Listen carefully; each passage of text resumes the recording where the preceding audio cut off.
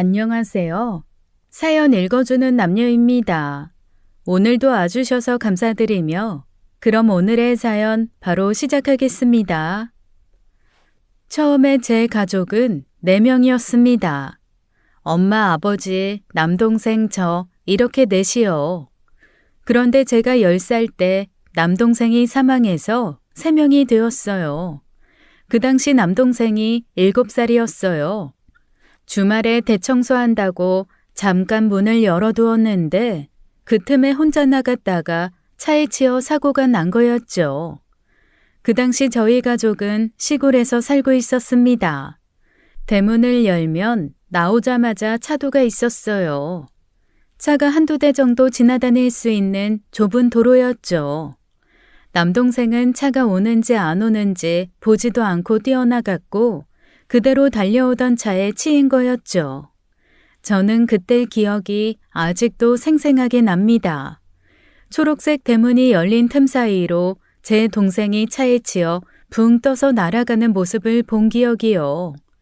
제 남동생이 그렇게 허무하게 세상을 빨리 떠난 이유는 지적 장애 때문이었습니다. 장례가 치러졌어요.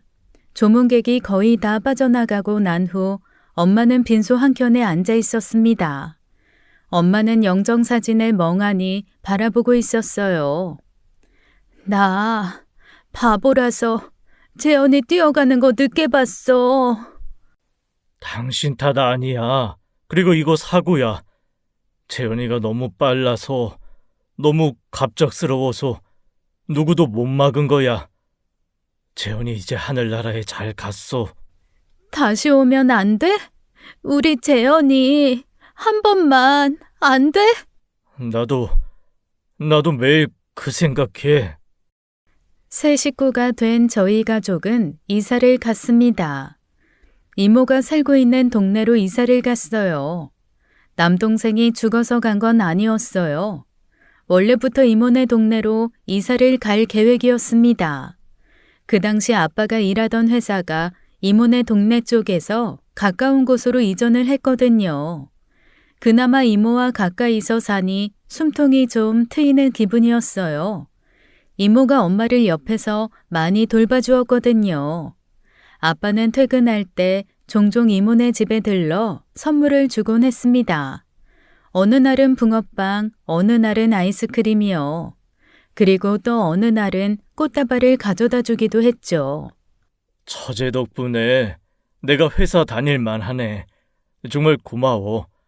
이거 받아. 오늘 처제 생일이지? 축하해. 형부는 뭘 이런 걸 다 사왔어요. 그냥 먹는 걸로 사다 주지. 그렇게 말하는 이모 얼굴엔 화색이 돌았어요. 꽃다발 선물은 처음 받아본다며 수줍게 고마워했죠. 나 아니면 이런 거 사줄 사람 더 있어? 그러니까 이제 그만 시집 가. 처제가 뭐가 모자라서 아직까지 혼자야? 그런 건 제가 알아서 할게요. 형부는 언니랑 수연이 잘 챙겨줘요. 거참 사람. 이제 그만 자기 인생 찾아가래도. 엄마는 꽃다발을 꽂아둔 꽃병 주위를 빙빙 돌며 좋아했습니다. 꽃 예쁘다. 은호가 이거 예뻐. 그치? 그러네. 예쁘네. 근데 언니 주변에서 돌아다니지 마. 그러다 꽃병 쳐서 떨어질라. 어? 그래 알았어. 그렇게 대답한 엄마는 어느새 또다시 꽃병 주위를 돌고 있었어요. 결국 엄마는 꽃병을 손으로 툭 쳤고 유리로 된 꽃병은 식탁에서 떨어져 산산조각이 났습니다. 쨍그랑 소리에 이모가 달려왔고 엄마는 안절부절 못하며 화장실에 가서 숨었어요. 으이구, 내가 못 살아 정말. 그러게 빙빙 돌지 말라니까. 아휴, 내가 누굴 탓하냐. 유리병에 꽂은 내가 등신이지. 이모는 투덜거리며 유리 조각을 치웠고 꽃들을 플라스틱 통에 담아 다시 꽂았습니다. 엄마는 그제야 화장실에서 나왔어요. 이모 눈치를 보다 안 되겠는지 제게 다가와서는 놀자고 툭툭 건들더군요. 저는 쌩하니 제 방으로 들어가곤 했어요. 그때는 왜 그렇게 엄마가 미웠는지 모르겠습니다. 저희 아빠는 시골 마을에 아주 가난한 집에서 태어났다고 했어요. 옆 동네 부잣집의 장녀와 결혼했는데 그게 바로 저희 엄마였어요. 할아버지는 큰 땅을 일구며 살아가는 농부였는데 농사일을 도와주러 온 아빠를 보고 단박에 사위로 점 찍으셨다고 했죠. 사람이 성실하고 마음씨가 착한 게 할아버지 마음을 사로잡은 거였대요.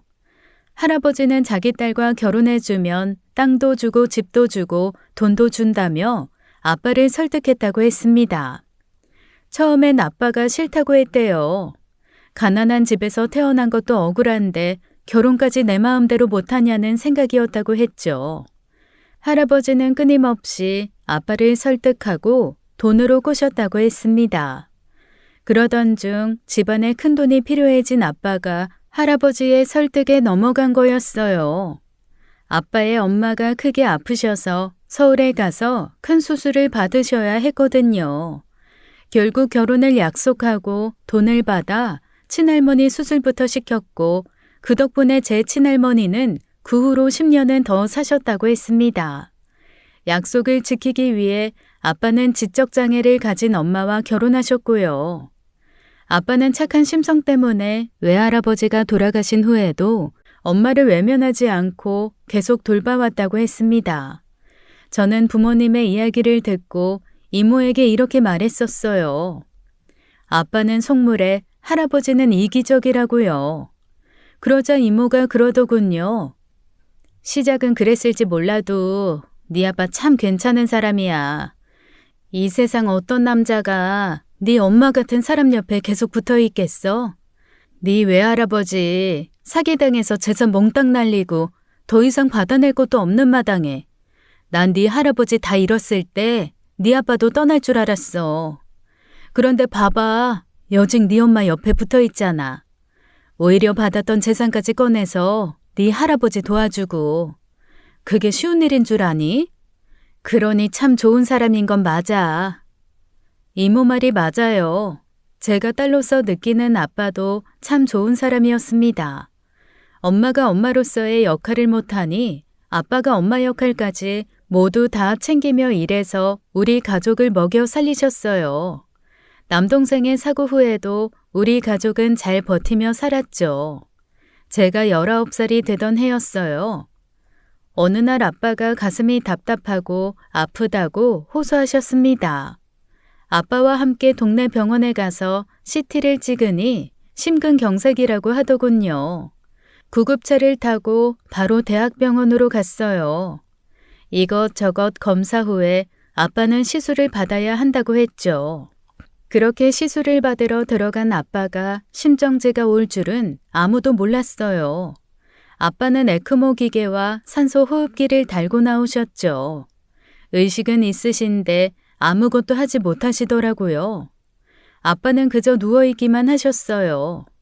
아빠가 할 수 있는 일은 눈만 깜빡이는 일이셨죠. 결국 병원에서 인공심장을 달자고 하더군요. 저는 그 상황에서 그러자고 바로 대답을 못하겠더군요. 솔직히 형편이 넉넉하지 않아 병원비부터 걱정이 되었어요. 소식을 들은 이모가 달려왔습니다. 수연아, 병원비는 걱정하지 마. 그건 이모가 알아서 할게. 그치만 수술비가 엄청 비싸던데. 돈이 대수니? 네 아빠부터 살고 봐야지. 이모는 1,000만 원이 훌쩍 넘는 돈을 아빠 병원비에 쓰는 일에 일말의 망설임도 없었어요. 저는 고마워서 눈물만 났습니다. 그런데 참, 인생 참 얄궂더군요. 인명은 하늘에 달려있어서 그런 걸까요? 인공심장 수술을 받으려면 허가를 받아야 하는데 그 허가를 기다리던 중 아빠가 돌아가셨어요. 아빠가 돌아가신 후 이모가 가끔 한숨 섞인 목소리로 이렇게 말하곤 했죠. 형부가 만날 처제 미안해 하더니 나한테 또 미안해지기 싫어서 그렇게 빨리 갔나 보다. 아휴. 그렇게 저는 엄마와 단둘이 남았어요. 그 후로는 이모가 전적으로 엄마를 돌보았습니다. 이모가 다니던 회사도 그만두고 집에서 프리랜서로 일하며 엄마를 돌보았죠. 수연아, 이모가 너 이렇게 도와줄 수 있는 건 딱 너 취업할 때까지야. 알았지? 이모가 계속 엄마 옆에만 있어줄 순 없잖아. 이모도 일해야 먹고 사는데 이모 말 서운하게 듣지 말고. 전혀 서운하지 않았습니다. 고마움이 넘쳐 미안함만 가득할 정도였어요. 저는 이모를 실망시키지 않으려고 무던히도 노력하며 살았습니다. 작은 일 하나에도 최선을 다하며 살았던 것 같아요. 그렇게 대기업에 입사하게 되었고 매달 꼬박꼬박 돈이 들어오니 살만해졌습니다.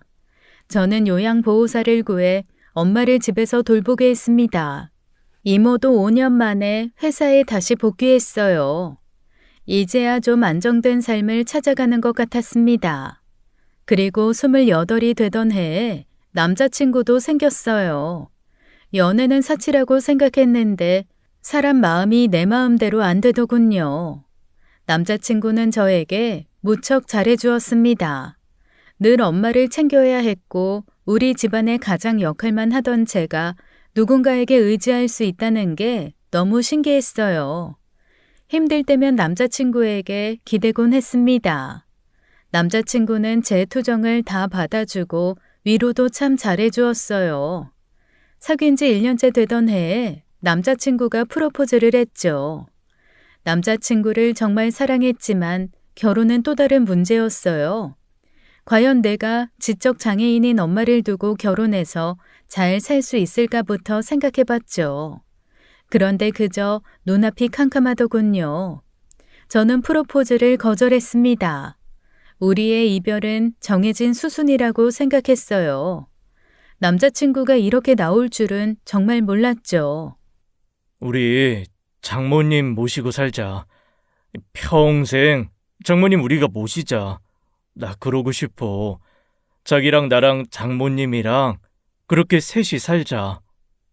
뭐? 지호 씨, 이게 그렇게 감정적으로 결정할 만한 문제가 아니야. 지호 씨야 지금은 결혼하고 싶어서 뭐든지 할 수 있을 것 같겠지만 우리 엄마랑 함께 산다는 게 그렇게 쉬운 문제가 아니라고. 나 쉽게 생각하고 쉽게 결정한 거 아니야. 나 각오됐어. 합가해서 사는 게 다가 아니라고. 나 애 낳을 생각 없어. 내가 전에 말했잖아. 내 동생도 장애하였다고. 그건... 이제 우리가 왜 안 되는지 알겠지? 장애는 세대를 건너뛰어서 유전되기도 한데 내가 애를 낳으면 분명... 그만하자. 그래, 좋아, 딩크. 우리 딩크 부부하면 되지. 난 한 번도 못 본 내 자식보다 지금의 네가 더 소중해. 나야 위로 형도 있는데 나까지 대 이을 필요는 없잖아. 안 그래? 난 너만 있으면 된다고, 정수연. 난 진짜 너 없으면 안 된다고. 남자친구가 모든 걸 다 포기하고 저와 결혼하겠다는 말에 감동했어요. 지금 다시 생각해보면 그 나이 때에 할 수 있는 참 얕은 생각이었습니다. 남자친구가 저를 위해 뭐든지 해줄 거라 생각하고 우리 둘은 어떤 역경이 와도 다 헤쳐나갈 수 있을 거라는 자신감이요. 그나마 남자친구네 집도 저희 집 못지않게 형편이 좋지 않아서 위안이 되었어요. 그래도 비슷한 집안끼리 결혼하니까 크게 반대하진 않겠구나 했죠. 더군다나 형네 부부가 시댁과 합가해서 살고 있다고 했으니 저희 엄마와 합가해서 사는 걸 반기진 않아도 반대하시진 않겠다 싶었습니다. 남자친구와 결혼 이야기를 하며 행복에 빠져 있을 무렵이었어요. 첫인사는 언제 가면 좋을지, 상견례는 언제 할지 서로 상의하고 있었죠. 그러던 어느 날 제게 모르는 번호로 전화가 왔습니다. 네, 여보세요? 정수연 씨 핸드폰이죠? 네, 맞는데요. 나 윤지호 엄마예요. 우리 좀 만나죠? 내가 할 얘기도 좀 있고. 주소 찍어서 보내줄게요. 1분도 되지 않은 전화통화를 끊고 기분이 이상했습니다. 그분은 제게 남자친구에게 말하지 말고 나오라는 말도 잊지 않았죠. 마치 드라마에서나 들어볼 법한 전화 통화를 제가 한 거였어요. 그런데 이해가 가질 않았습니다. 보통 이런 대화는 부잣집 사모님이 자기 아들이 만나는 가난한 집 딸에게 하는 대화잖아요. 다시 한번 말씀드리지만 시댁은 부잣집도 평범한 집도 아닙니다. 저희 집과 크게 다르지 않은 집안이었어요. 그래서 저는 큰 걱정 없이 만나뵈러 갔죠. 예비 신부가 궁금해서 부르셨겠지 하는 심정으로요. 예비 시모가 문자로 찍어준 장소는 어느 고급 중식당이었습니다. 그곳에서 처음 만난 남자친구의 어머니는 꽤나 부잣집 사모님처럼 보였어요. 명품 가방에 명품 옷을 입은 예비 시모는 누가 봐도 돈 꽤나 있어 보이는 사모님처럼 보였죠. 남자친구에게 듣던 집안 형편과는 사뭇 정반대되는 차림새였습니다. 하지만 씀씀이까지 부잣집 사모님은 아니었어요. 예비 시어머니는 짜장면 2그릇만 시키셨거든요. 저는 속으로 생각했습니다. 짜장면 1그릇 먹이면서 뭘 물어보시려고 이렇게 친히 부르셨나 하고요. 그런데 제게 특별히 물어보는 것도 없었어요. 그래서 저는 생긴 게 궁금해서 부르셨구나 했죠. 간단하게 인사를 나누고 영양가 없는 날씨 얘기만 한 10분을 했어요. 짜장면이 나오자 예비 시모가 일단 먹으라고 했죠. 저는 잘 보이고 싶다는 마음에 저도 모르게 마음에도 없는 소리를 했어요. 지호 씨한테 듣기로 어머님이 미인이시라고 했는데 제 생각보다 더 미인이시네요. 지호 씨가 어머님을 많이 닮았나 봐요. 사실은 반대였어요. 남친 말로는 어머님이 한미모 하신다고 했는데 그냥 관리 안 한 아줌마였죠. 그렇지만 칭찬은 고래도 춤추게 한다고 하니 저는 입에 침도 안 바르고 거짓말을 한 거였습니다. 남친 엄마는 그 말에 한쪽 입꼬리를 올리며 피식 웃으셨죠. 기분이 좋으신 건지 비웃으시는 건지 구분이 잘 되지 않는 웃음이었어요. 저는 그 후로도 예비 시모가 될 그분의 기분을 맞추려 노력했습니다. 식사 중간중간 남친 엄마는 제게 이것저것 물었습니다. 주된 질문은 가정 환경에 대한 거였어요. 아버지 돌아가신 것, 엄마에게 장애가 있다는 것, 집안 형편에 관한 것들이었죠. 그럼 아가씨가 번 돈으로 생활 꾸려나가는 거예요? 네. 저희 엄마는 아무래도 일하시기가 어려우시니까요. 그래도 가끔 일자리가 연결돼서 가끔 일을 나가시기는 하는데 고정적으로 하시는 일은 없으세요. 그럼 수연 씨가 가장이나 마찬가지네. 기특하네. 혼자서 어린 나이에 엄마 모시고 사는 게. 남친 엄마는 제 손을 잡아주시며 미소를 지으셨어요. 저도 그 미소에 화답하듯 미소를 지어 보였습니다. 분위기는 나쁘지 않았어요. 식사가 거의 끝나갈 무렵이었어요. 남친 엄마가 본심을 말하기 시작했죠. 나는 결혼은 평범한 사람들끼리 만나서 결혼해야 한다고 생각해요. 결혼은 집안이 맞아야 결혼하는 거라는 말 들어봤죠? 아가씨한테는 미안하지만 우린 집안끼리 맞지 않는 것 같네. 막말로 어떤 아들 엄마가 기우는 결혼 시키고 싶겠어. 지금은 내 말이 서운하게 들리겠지만 아가씨도 나중에 자식 낳으면 엄마 마음 알 거예요. 아가씨 똑똑하니까 내 말 무슨 말인지 알죠? 우리 아들은 내 인생의 전부예요. 우리 아들 앞길 망치지 말아줘요. 내가 이렇게 부탁할게요. 저는 눈을 동그랗게 뜨고 예비 시어머니를 쳐다보았습니다. 저도 답변을 드려야겠다 생각하고 말을 하려는데 말 대신 트림이 너무 크게 나와버렸어요. 꺽! 그 순간 시어머니가 저보다 더 눈을 크게 뜨시고는 저를 쳐다보셨죠. 저 잠시 실례 좀 할게요. 저는 화장실에 가는 척하며 놀란 마음을 잠시 진정시켰어요. 예비 시어머니의 말을 여러 번 복귀하듯 생각해 보았습니다. 결혼 반대하는 건 그렇다 치고 겨우 짜장면 1그릇 사주면서 저를 반대한다는 게 기분이 무척 상하더라고요. 내가 짜장면 한 그릇 가치밖에 안 되는 사람이었나 싶기도 하고요. 적어도 참치집이나 고급 횟집에 가서 코스 음식이라도 시켜주고 나서 결혼 반대를 하셨다면 이렇게 기분이 나쁘진 않았을 거예요. 더군다나 억지로 짜장면 한 그릇을 맛있게 비워내던 제 모습이 부끄럽게 느껴질 정도였죠. 저는 카운터로 향했습니다. 점원과 몇 마디 말을 나누고 난 뒤 식사 장소로 돌아갔어요. 제가 자리에 앉자 예비 시모가 기다렸다는 듯 봉투 하나를 내밀었습니다. 봉투에 뭐가 들었는지 모르겠지만 무척 얇았어요. 상품권인가 했습니다. 이거 받아요. 이게 뭔가요?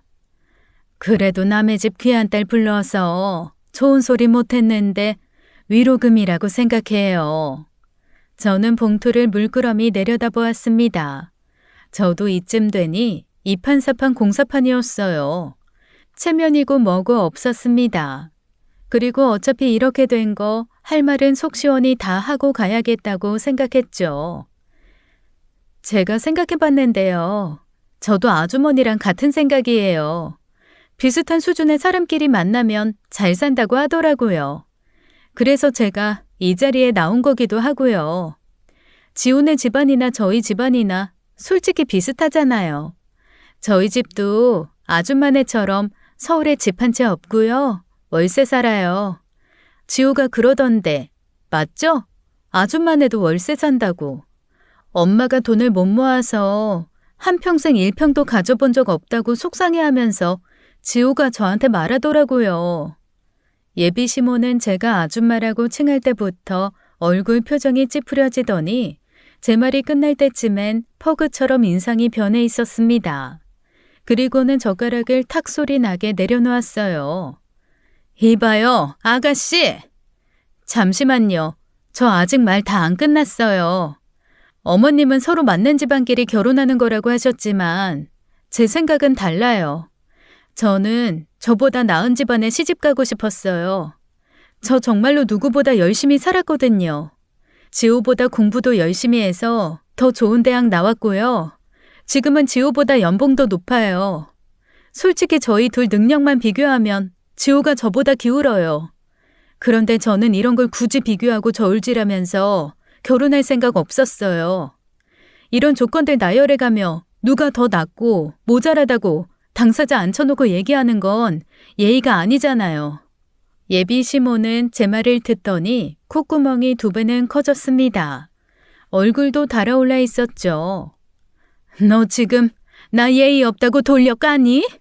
본데 없이 잘한 티가 이렇게 나는 거야. 이래서 내가 이 결혼 반대하는 거라고.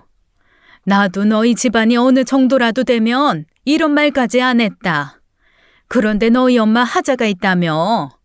사실 우리 노후 대비 다 되어 있고 너희들한테 짐될 일 없어. 그런데 너는 아니잖니. 장애 있는 네 엄마를 네가 평생 돌봐야 한다던데. 그게 빚져서 시집 오는 거랑 뭐가 다르니. 너 막말로 지호가 대출 5억 들고 장가가도 지금처럼 결혼하겠다고 말할 수 있어? 너도 머리로는 다 계산해놓고 어쨌든 지호가 너보다 조건이 나으니까 결혼 결심한 거 아니야? 예비 시모는 얼굴이 울그락 푸르락하며 목소리를 높이고 있었습니다.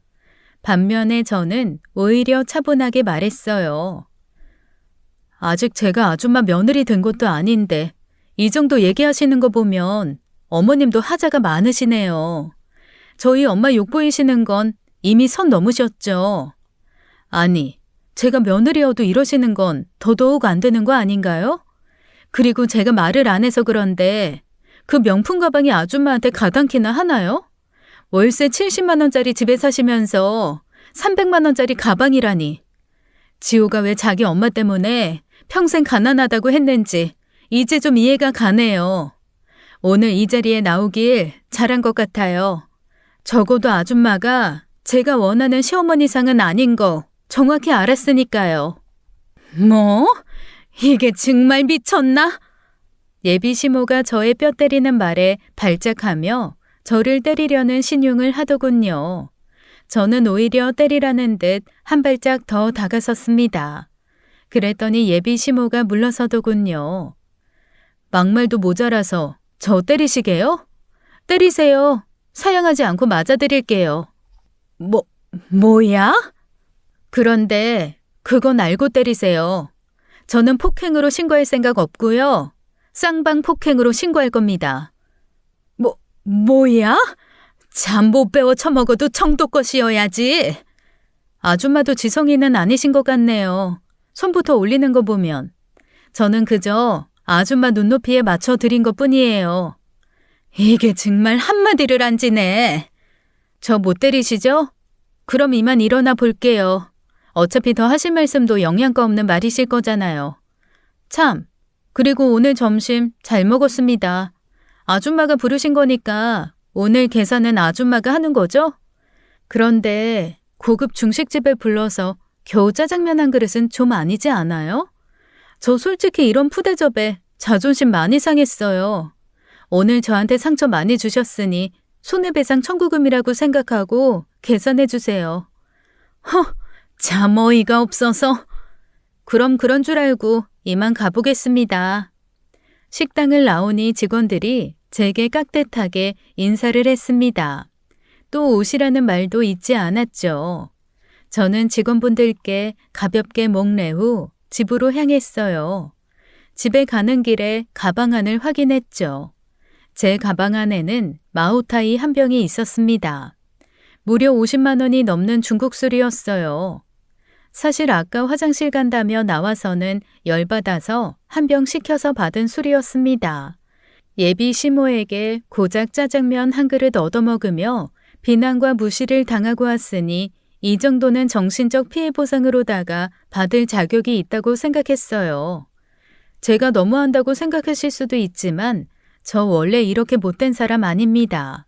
저는 강강약약인 스타일이에요. 특히 어른들께 예의 지키는 걸 중요하게 여기기도 하고요. 아무튼 그날 저는 집으로 돌아와 스트레스 해소할 겸 드라마를 보며 마오타이 술을 따서 마셨습니다. 술 한 잔씩 뱃속에 들어가는 게 느껴질 때마다 확실히 기분이 나아졌어요. 비싼 술이라 그런지 맛도 좋았죠. 안주로 지포를 뜯는데 남자친구에게서 연락이 왔어요. 전화를 받았습니다. 전화를 받자마자 남자친구가 속사포처럼 말을 쏟아냈죠. 남자친구 목소리는 무척 흥분된 상태였어요. 여보세요? 수연아, 너 오늘 우리 엄마 만났다는 게 진짜야? 그런데 우리 엄마가 이상한 소리를 하던데 짜장면 2그릇에 50만 원 넘게 나와서 식당 종업원들이랑 싸우고 난리도 아니었다는데?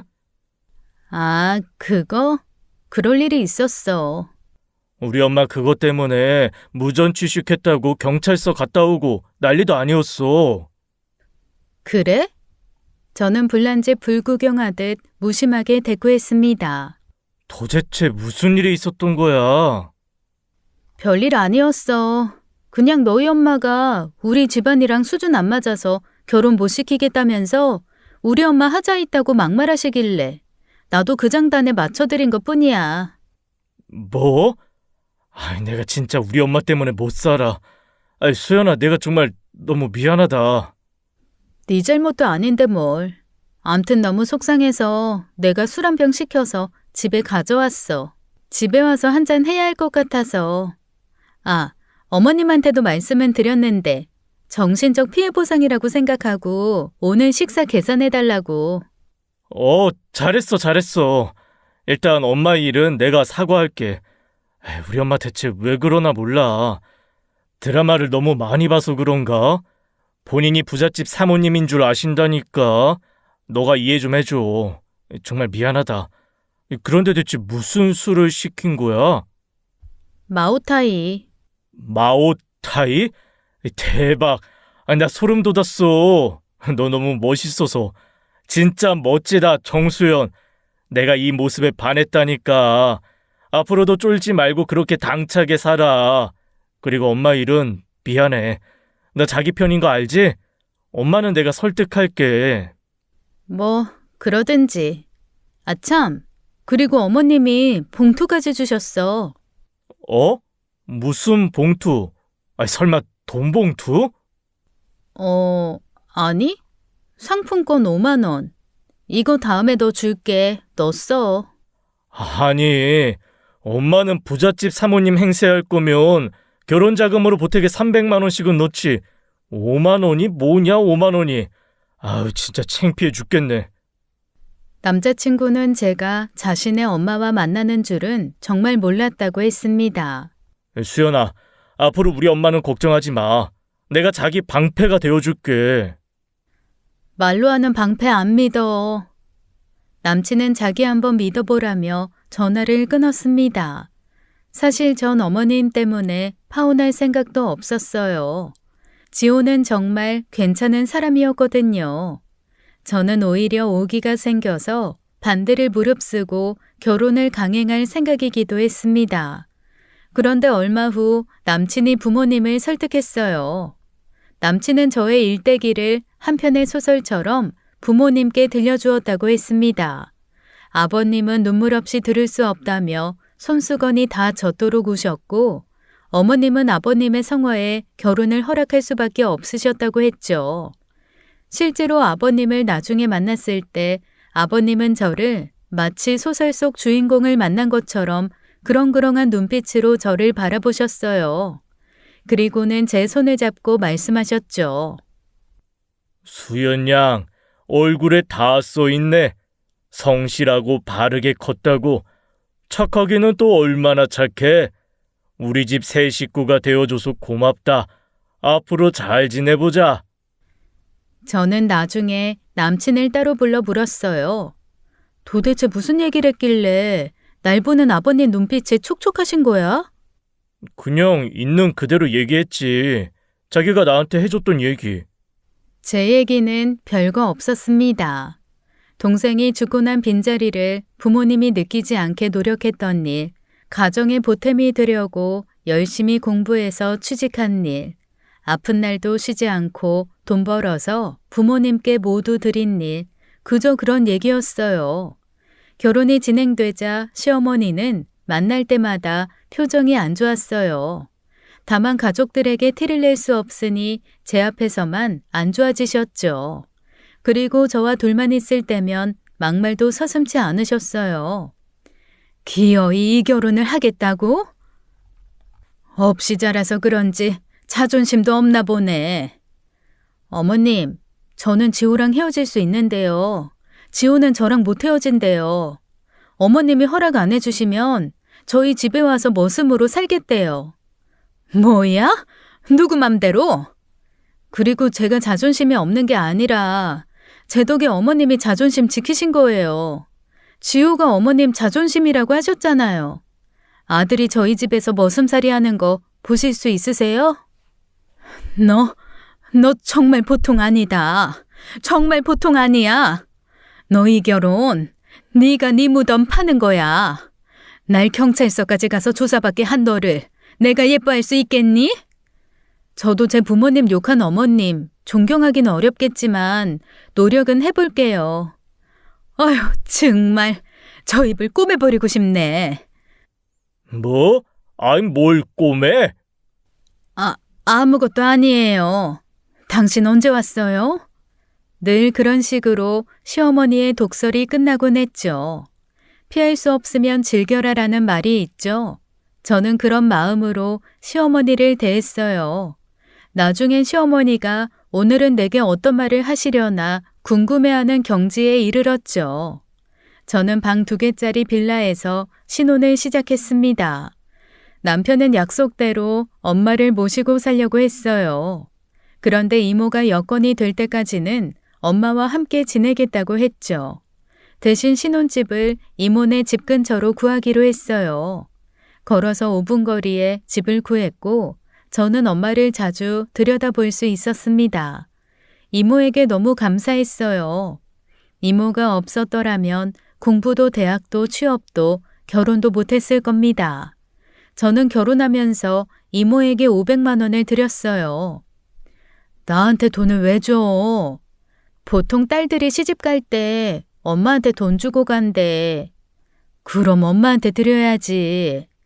솔직히 엄마 역할은 이모가 다 했잖아. 이것밖에 못 줘서 미안해. 그리고 고마워, 이모. 내가 나중에 꼭 효도할게. 얘가 사람 울리는 재주가 있네. 이모는 소매로 눈물을 찍어냈습니다. 이모는 제가 드린 돈보다 더 많이 해주셨어요. 엄마와 이모와 셋이 혼수를 보러 다녔는데 이모가 전부 계산해 주었죠.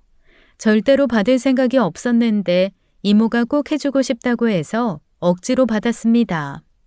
남편은 결혼 전이나 후나 다름없이 저와 제 가족들에게 잘했습니다.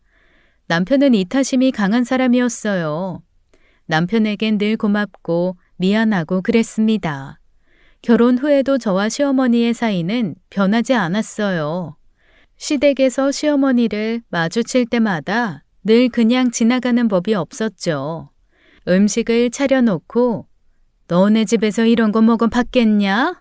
라는 말은 많이 먹어라라는 말씀으로 들었고 명절에 세배하면 우리 아들은 참 처가복도 없지 라고 하셔서 덕담이라고 생각하곤 했습니다.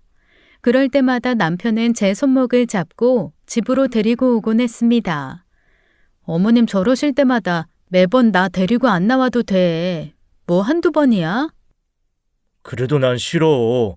너도 듣고만 있지 말고 반격해. 결혼 전엔 잘하더니 왜 안 해? 어떻게 그래. 그래도 당신 어머니인데.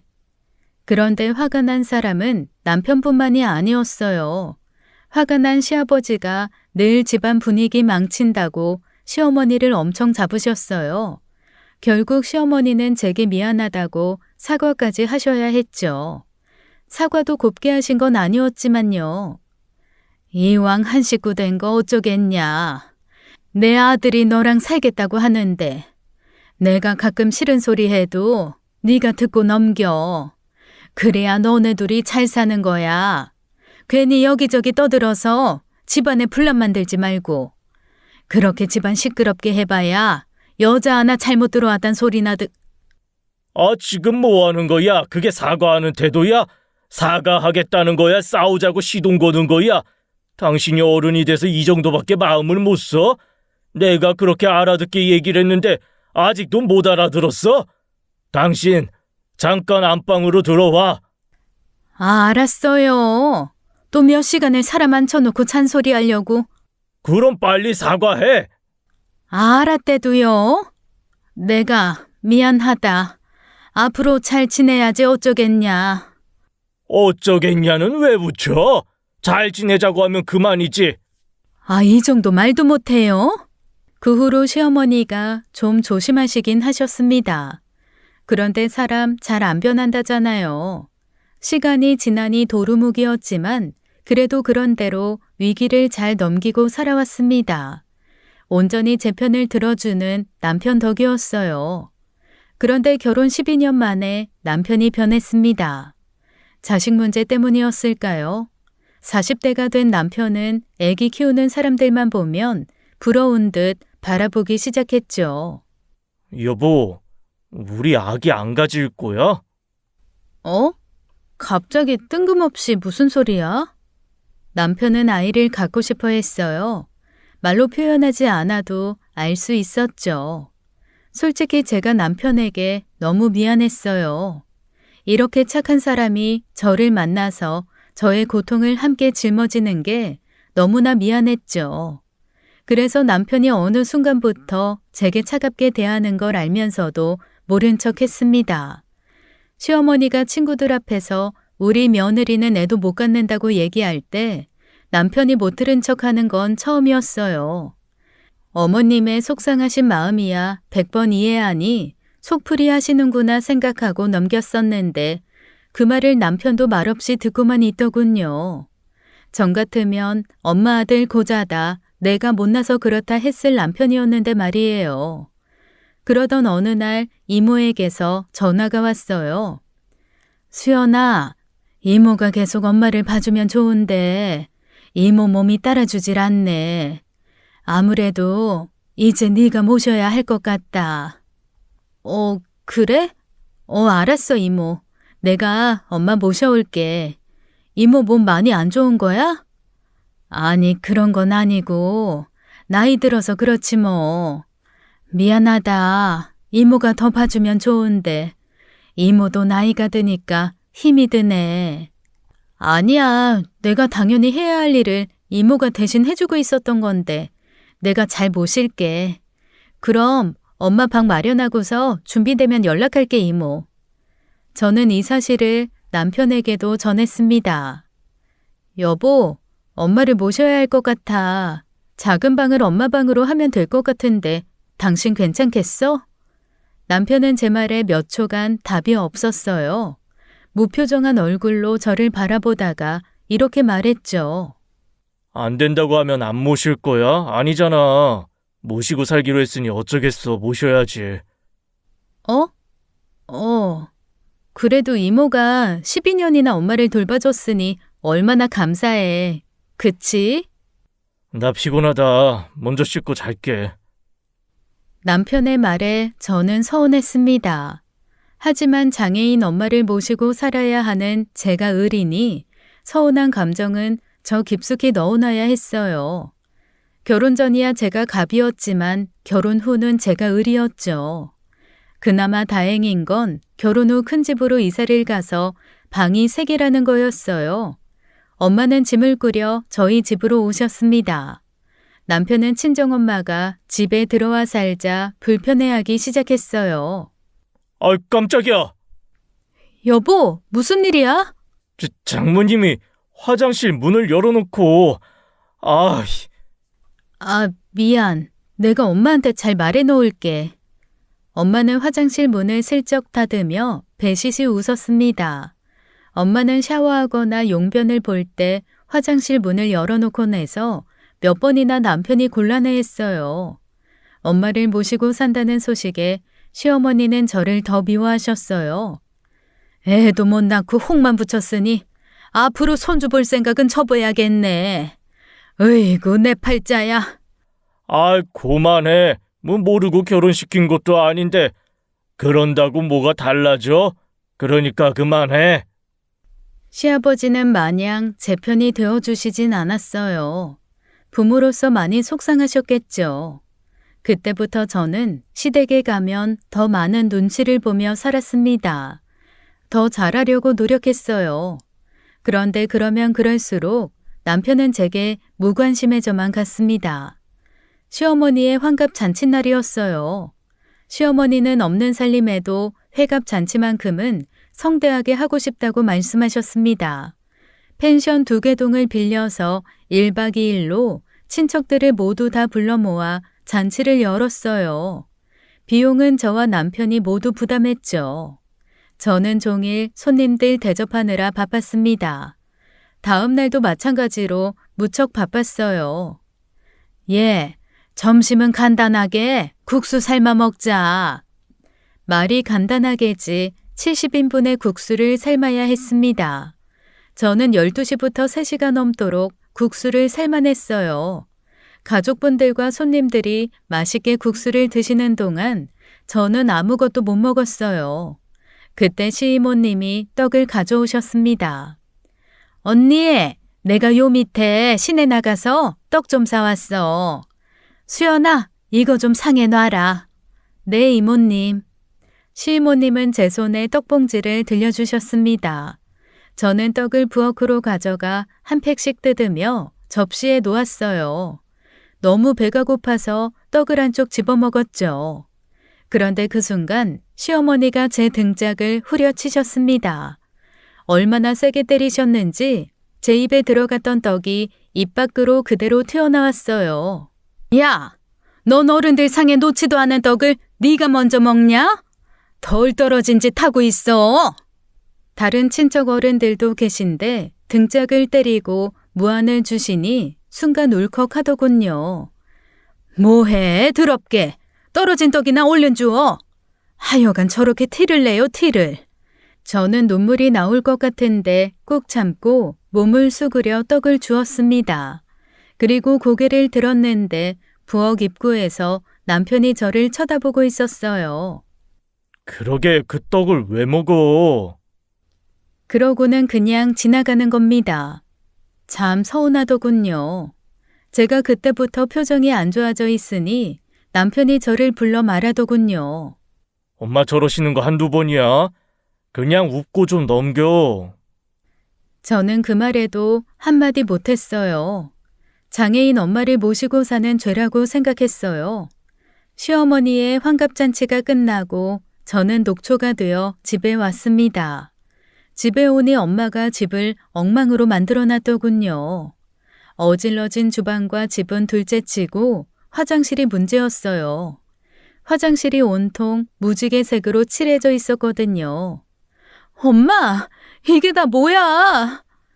아, 그게 내가 TV를 봤는데 목욕하면서 물감놀이를 하길래 나도 해봤지. 그런데 내가 지우려고 물을 뿌렸는데 안 지워지네. 안 지워질 수밖에요. 목욕놀이용 물감이 아니라 아크릴 물감이었으니까요. 그걸 본 남편은 한숨을 푹 쉬었습니다. 남편의 한숨 소리를 들은 엄마는 혼나는 강아지처럼 움츠러들었어요. 그 모습을 보니 또 속상했죠. 여보, 이건 내가 치울게. 당신은 가서 쉬어. 이게 지워지긴 하는 거야? 인테리어 한 지 얼마나 됐다고. 난 모르겠다. 당신이 알아서 다 지워놔. 저는 눈물이 나왔습니다. 물감 칠해진 것을 하나하나 뜯어서 벗겨내야 했어요. 너무 힘들었죠. 그 와중에 엄마는 배고프다고 밥을 달라고 했어요. 저는 욕실 청소를 다 못하고 나와 밥을 차렸고 저는 밥 한 숟가락 못 뜨고 다시 욕실로 향했습니다. 장애인 가족과 함께 사는 건 어려운 일이에요. 특히 그중에 가장 힘든 건 감정 조절이 되지 않을 때입니다. 이모와 살 때는 엄마가 유순한 편이었는데 어느 순간부터 고집이 생기기 시작했습니다. 엄마도 새로운 환경에서 스트레스를 받아서 그런가 보다 하고 넘겼었죠. 그러던 중 이모가 쓰러졌다는 연락을 받게 되었어요. 병원으로 달려갔습니다. 환자분이 뇌경색으로 편마비가 오셨습니다. 어제 새벽에 응급으로 입원하셨다가 현재 집중 치료실에 계십니다. 병원에서는 보호자가 상주하며 환자를 돌보기를 권했습니다. 이모의 보호자는 저밖에 없었어요. 저는 회사에 6개월 휴직을 내고 이모를 돌보게 되었습니다. 시댁에 전화해서 식사 약속도 취소를 했어요. 어머님, 이번 주 주말에 식사 약속에 저는 못 갈 것 같아요. 죄송해요. 왜 못 와? 저희 이모가 몸이 안 좋으셔서 입원하셨거든요. 제가 보호자로 상주해야 하는 상황이에요. 네 이모가 아픈데 네가 병원에 왜 가니? 네? 이모가 보호자가 없어서요. 아니 그러니까 그게 너랑 무슨 상관이냐고. 잔말 말고 주말에 와라. 별 시덥지도 않은 핑계로 시댁 모임에 빠지는 게 말이 되니? 그것도 어버이날인데. 죄송해요 어머님. 죄송한 거 알면 주말에 와.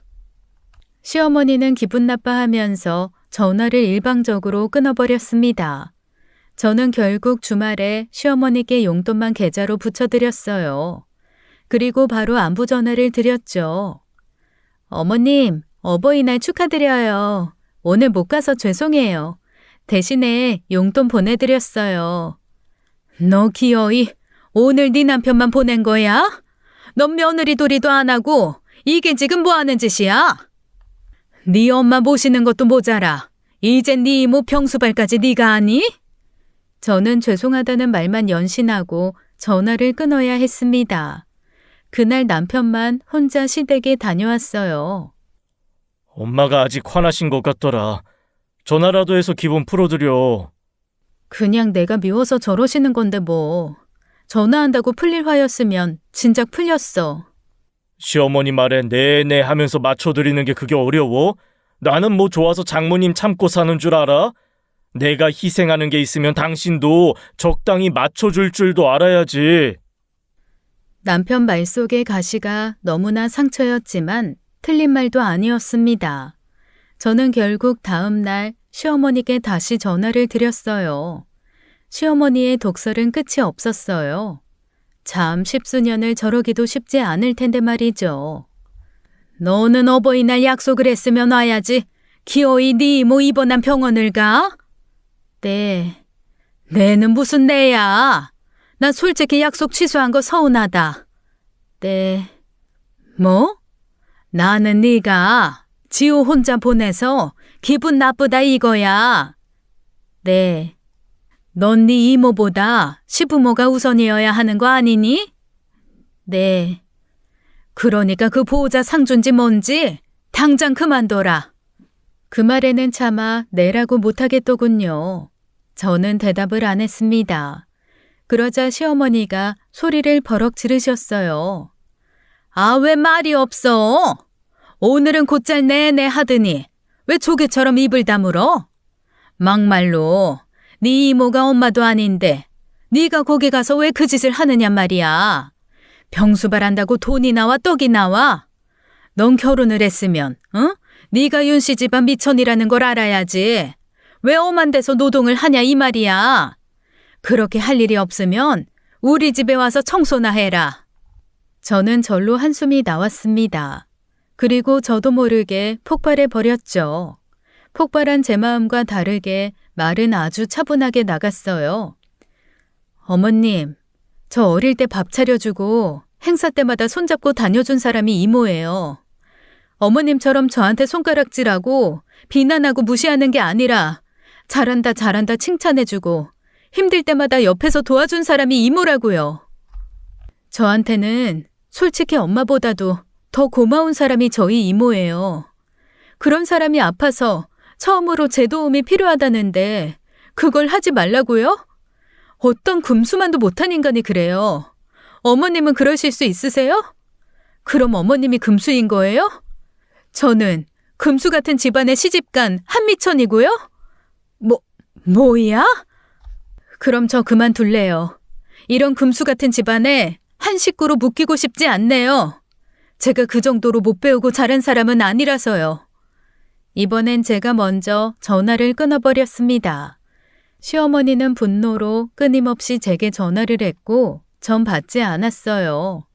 그렇게 한마디 하고 나니 오히려 속이 후련하더군요. 저는 이모를 살피러 다시 병실로 들어갔습니다. 이모는 제 얼굴을 살피더니 조심스럽게 어떤 이야기를 꺼냈습니다. 저는 그 얘기를 듣고 기겁할 수밖에 없었어요. 저는 그 얘기에 분노가 끌어올랐죠. 이모, 그게 사실이야? 윤서방이 너 없을 때 엄마를... 저는 온몸이 부들부들 떨렸어요. 저는 집으로 돌아와 엄마부터 확인했습니다. 그리고 남편을 기다렸어요. 남편은 집에 들어오자마자 제게 따지듯 물었습니다. 우리 엄마 말이 다 사실이야? 이혼이라도 하겠다는 식으로 말했다며. 그래, 맞아. 이혼 서류 안방 화장대 위에 올려놨어. 난 도장 찍었고 당신만 찍으면 돼. 갑자기 왜 이러는데? 갑자기? 그러는 당신은 왜 변했는데? 이제 12년 넘게 살아보니까 내가 시시해졌어? 아니면 막상 장모님 모시니까 힘들어? 뭐? 나는 뭐 감정도 못 느껴서 가만히 있었는 줄 알아? 나 어머님 막말도 참고 당신이 나 하찮게 여기는 그 마음 알면서도 모른 척했어. 당신이 갖고 싶어하는 애기 못 가져주니까 미안해서. 그래서 참고 또 참았어. 그런데 아무리 그래도 장모님한테 이런 짓 하는 건 못 참지. 저는 제 핸드폰에 저장된 영상을 남편에게 보여주었습니다. 그걸 본 남편 얼굴이 하얗게 질렸어요. 난 엄마가 당신만 집에 오면 방에 들어가길래 불편해서 그런 줄 알았어. 그런데 그게 아니더라. 엄마는 방으로 숨는 거였어. 그래서 뭐 어쩌겠다고? 이 영상이 뭐? 엄마 냄새 난다고 화장실에 강제로 밀어넣고 의자에 앉혀놓고 일어나면 욕하고 소리 지르고 협박했잖아. 사람을 6시간이나 의자에서 못 일어나게 해놓고 일어나면 나랑 이혼한다고 협박했잖아. 네가 그러고도 사람이야? 나도 모르게 너무 스트레스 받았나 봐. 그냥 몇 번 실수한 거야. 스트레스? 실수? 그럼 우리 엄마가 네 감정 쓰레기통이었다는 거야? 너 내가 이혼으로 끝낼 거라고 생각하면 오산이야. 남편이 뒤로 한 악행은 이뿐만이 아니었습니다. 이모에게 1억을 달라고 한 일도 있었죠. 오늘 낮에 이모가 제게 조심스레 꺼낸 말에는 엄마 이야기만 있던 게 아니었어요. 남편이 참 별짓 다 했더군요. 윤서방, 일은 잘 되고 있어? 윤서방이 말하지 말랬는데 요즘 너희 힘들다며. 그게 무슨 말이야, 이모? 알고 봤더니 남편이 병원에 입원 중인 이모를 찾아왔다고 했습니다. 그리고 집안 사정이 안 좋아졌는데 아내가 일도 못하는 상황이라 생활비도 부족하다며 이모에게 앓는 소리를 했다는 거였어요. 그러면서 1억만 해달라고 했다는 겁니다. 이모는 제가 이모를 돌봐주고 있으니 빚을 지고 있다고 생각했고 그래서 돈을 안 해줄 수가 없었다고 했습니다. 당신 이모 병원 찾아가서 돈 해달라고 했다며. 내가 우리 이모 병수 밟드는 건 반대하면서 하나밖에 없는 조카 위해서 1억만 해달라고 해? 어떻게 그런 말을 해? 니네 이모 진짜 입사다. 그렇게 비밀로 해달라고 했는데 그걸 못 참고 바로 얘기해? 야, 막말로 내가 그 돈도 못 받냐? 너네 이모 돌보느라 이 일도 못하잖아. 너도 네 엄마랑 똑같네. 내가 너한테 그저 한미천이었니? 이게 어디서 우리 엄마를 거들먹거려? 남편이 손을 올리자 방에 숨어있던 엄마가 달려 나왔습니다. 손에는 그림 그리는 이젤이 들려 있었죠. 그리고 제가 놀라는 사이 엄마가 이젤로 남편을 냅다 후려쳤습니다. 내 딸한테 손대지 마! 내 딸 건드리면 가만 안 둬! 엄마는 흥분해서 씩씩거렸어요. 원목 이젤이 둔탁한 소리를 내며 바닥에 떨어졌습니다. 남편도 동시에 쓰러졌는데 일어나질 못했습니다. 저와 엄마는 당황했고 119에 신고를 했습니다.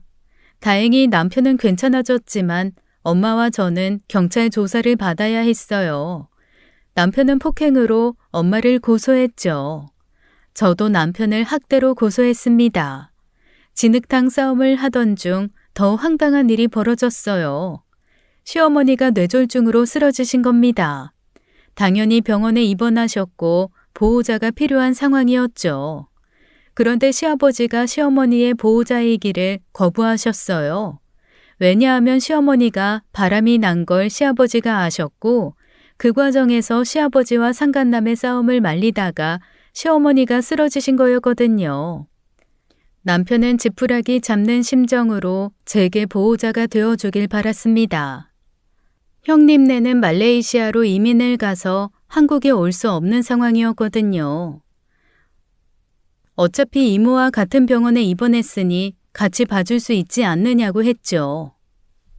저기, 그날 우리 감정이 너무 격해졌던 것 같아. 나 고소 취하했어.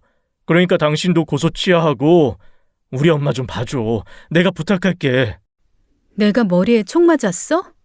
난 고소 취하할 생각 없고 당신 엄마 봐줄 생각도 없어. 당신 엄마가 나한테 해준 게 뭐 있다고 내가 그래야 돼?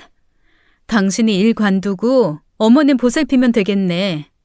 아참, 아버님도 어머님 싫다고 집 나가셨다며? 집안 꼴 잘 돌아간다. 앞으로 나한테 연락하지 마. 이혼소장 보냈으니까 그런 줄 알고. 결국 남편과는 깔끔하게 이혼했고 그 집안을 떠났습니다. 예전에 그 착한 사람은 어딜 갔는지 변해버리기 전에 남편이 떠올라 가슴이 먹먹했어요. 하지만 전 현재만 생각하기로 했죠. 이모는 치료를 무사히 마치고 집으로 돌아왔습니다. 그리고 남편에게 1억을 돌려받기 위한 전쟁을 시작했어요. 이모가 1억을 그냥 주면 증여세도 물어야 하고 문제가 되니 차용증을 쓰자고 했던 게 신의 한 수였어요. 이모는 차용증을 빌미로 1억을 모두 받아냈죠. 남편은 이미 흥청망청 써버린 돈을 모두 뱉어내느라 신용대출까지 받아야 했어요. 그 인간이 신용대출을 받던 사채를 쓰던 이제 저와는 아무 상관없는 사람입니다. 전 시모는 뇌졸중으로 전신마비가 왔어요. 안타깝게도 시모를 돌봐줄 사람이 아무도 없어서 발만 동동 구른다는 이야기를 들었네요. 마음씨를 평생 나쁘게 썼으니 옆에 남아있는 사람이 있을 리가 없죠. 그나마 전 남편이 번 돈으로 시모 병원비와 보호사 비용을 내는 모양인데 저런 인간이 저 생활을 얼마나 버틸지 모르겠네요. 반면에 저는 너무 잘 살고 있습니다. 엄마와 이모와 셋이 한 집에서 전처럼 지내고 있어요. 셋이 똘똘 뭉쳐서 힘든 일을 서로 나누며 잘 지냅니다. 이제 서러웠던 12년의 결혼 생활을 끝내고 가벼운 마음으로 살아가려고 해요. 제 앞으로의 인생 응원해 주시면 감사하겠습니다. 지금까지 사연 읽어주는 남녀였습니다. 끝까지 시청해 주신 여러분 감사드리며 저희는 다음 사연으로 돌아올게요. 감사합니다.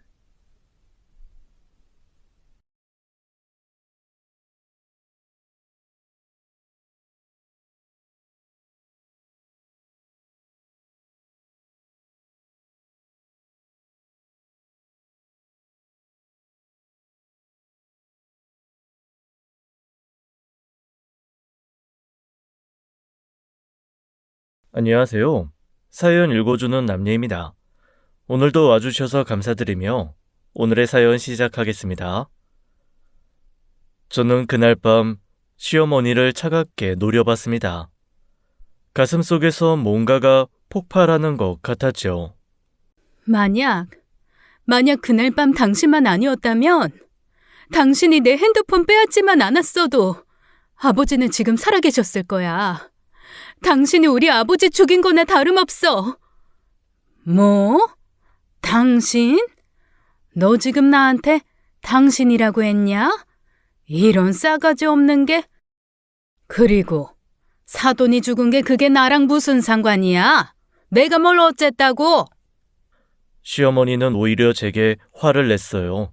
그 뻔뻔한 표정을 보니 더 참을 수가 없었죠. 저는 떨리는 손으로 핸드폰을 꺼내 시어머니 얼굴에 집어 던졌습니다. 핸드폰이 날아가 시어머니 눈에 맞았죠. 아이고, 내 눈알. 아이고. 상관없다고? 이게 증거야. 아버지가 돌아가시기 직전에 나한테 전화하셨어. 내가 그 전화만 받았어도. 제 목소리가 갈라지더라고요. 눈물이 앞을 가렸습니다. 당신 때문이야. 야, 너 미쳤어? 어디 핸드폰을 집어던져? 지금 뭐 하는 거야? 그래, 미쳤다. 내가 지금 안 미치겠니? 너도 똑같아. 너랑 네 엄마가 우리 아빠 죽인 거 내가 모를 줄 알아? 저는 시어머니와 남편을 번갈아 노려봤어요. 그 순간 마음속으로 다짐했죠. 반드시 이 사람들을 박살내 주겠다고요. 안녕하세요. 저는 원래 저런 사람이 아니었어요. 36에 늦은 결혼을 했습니다. 평범한 직장인이었죠. 결혼한 지 6년째 그동안 시어머니의 온갖 갑질을 참아왔어요. 모욕적인 말들도 그저 참고 삼켰습니다. 며느리니까 당연히 참아야 한다고 생각했죠. 가족의 평화를 위해서요. 친정 부모님께 걱정 끼치고 싶지 않아서 아무 말도 못했어요. 그렇게 버텼습니다. 하지만 아버지가 돌아가신 이후로는 저는 완전히 달라졌어요. 더는 참을 수 없었죠. 시어머니는 처음부터 저를 싫어했습니다. 이유는 아직도 모르겠어요. 아마 이유 없이 그냥 싫었나 봅니다. 한 번은 친정 어머니께서 양쪽 무릎 인공관절 수술을 받으셔야 했어요. 보험이 안 되는 수술이라 2천만 원이 필요했습니다. 저는 거실에서 남동생과 통화를 했죠. 엄마 돈 쓰시게 하지 말고 우리가 모아서 내자. 3남매니까 한 700만 원씩만 내면 돼. 그래 누나, 엄마 연금도 얼마 안 되시는데 우리가 내야지. 막내한테도 얘기해 볼게. 전화를 끊고 돌아섰는데 시어머니가 소파에 앉아 계셨어요. 갑자기 저희 집에서 저녁을 드시겠다고 오셨던 참이었죠. 시어머니는 차가운 눈빛으로 저를 쳐다보시더라고요. 너 지금 그게 무슨 소리니? 아니, 넌 시집을 와서 왜 친정 병원비를 왜 내려고 해? 내 아들 돈 가지고. 이게 어느 나라 법이야? 법은 아니고 봉양 또는 효라고 하죠. 그리고 어머니, 준혁 씨 돈 아니고 제가 번 돈도 있어요. 봉양은 옌장? 그게 다 누구 덕분에 번 돈인데? 내 아들이랑 살면서 번 돈 아니야? 그럼 그게 내 아들 돈이지. 너는 그냥 돈 관리하는 가정부야.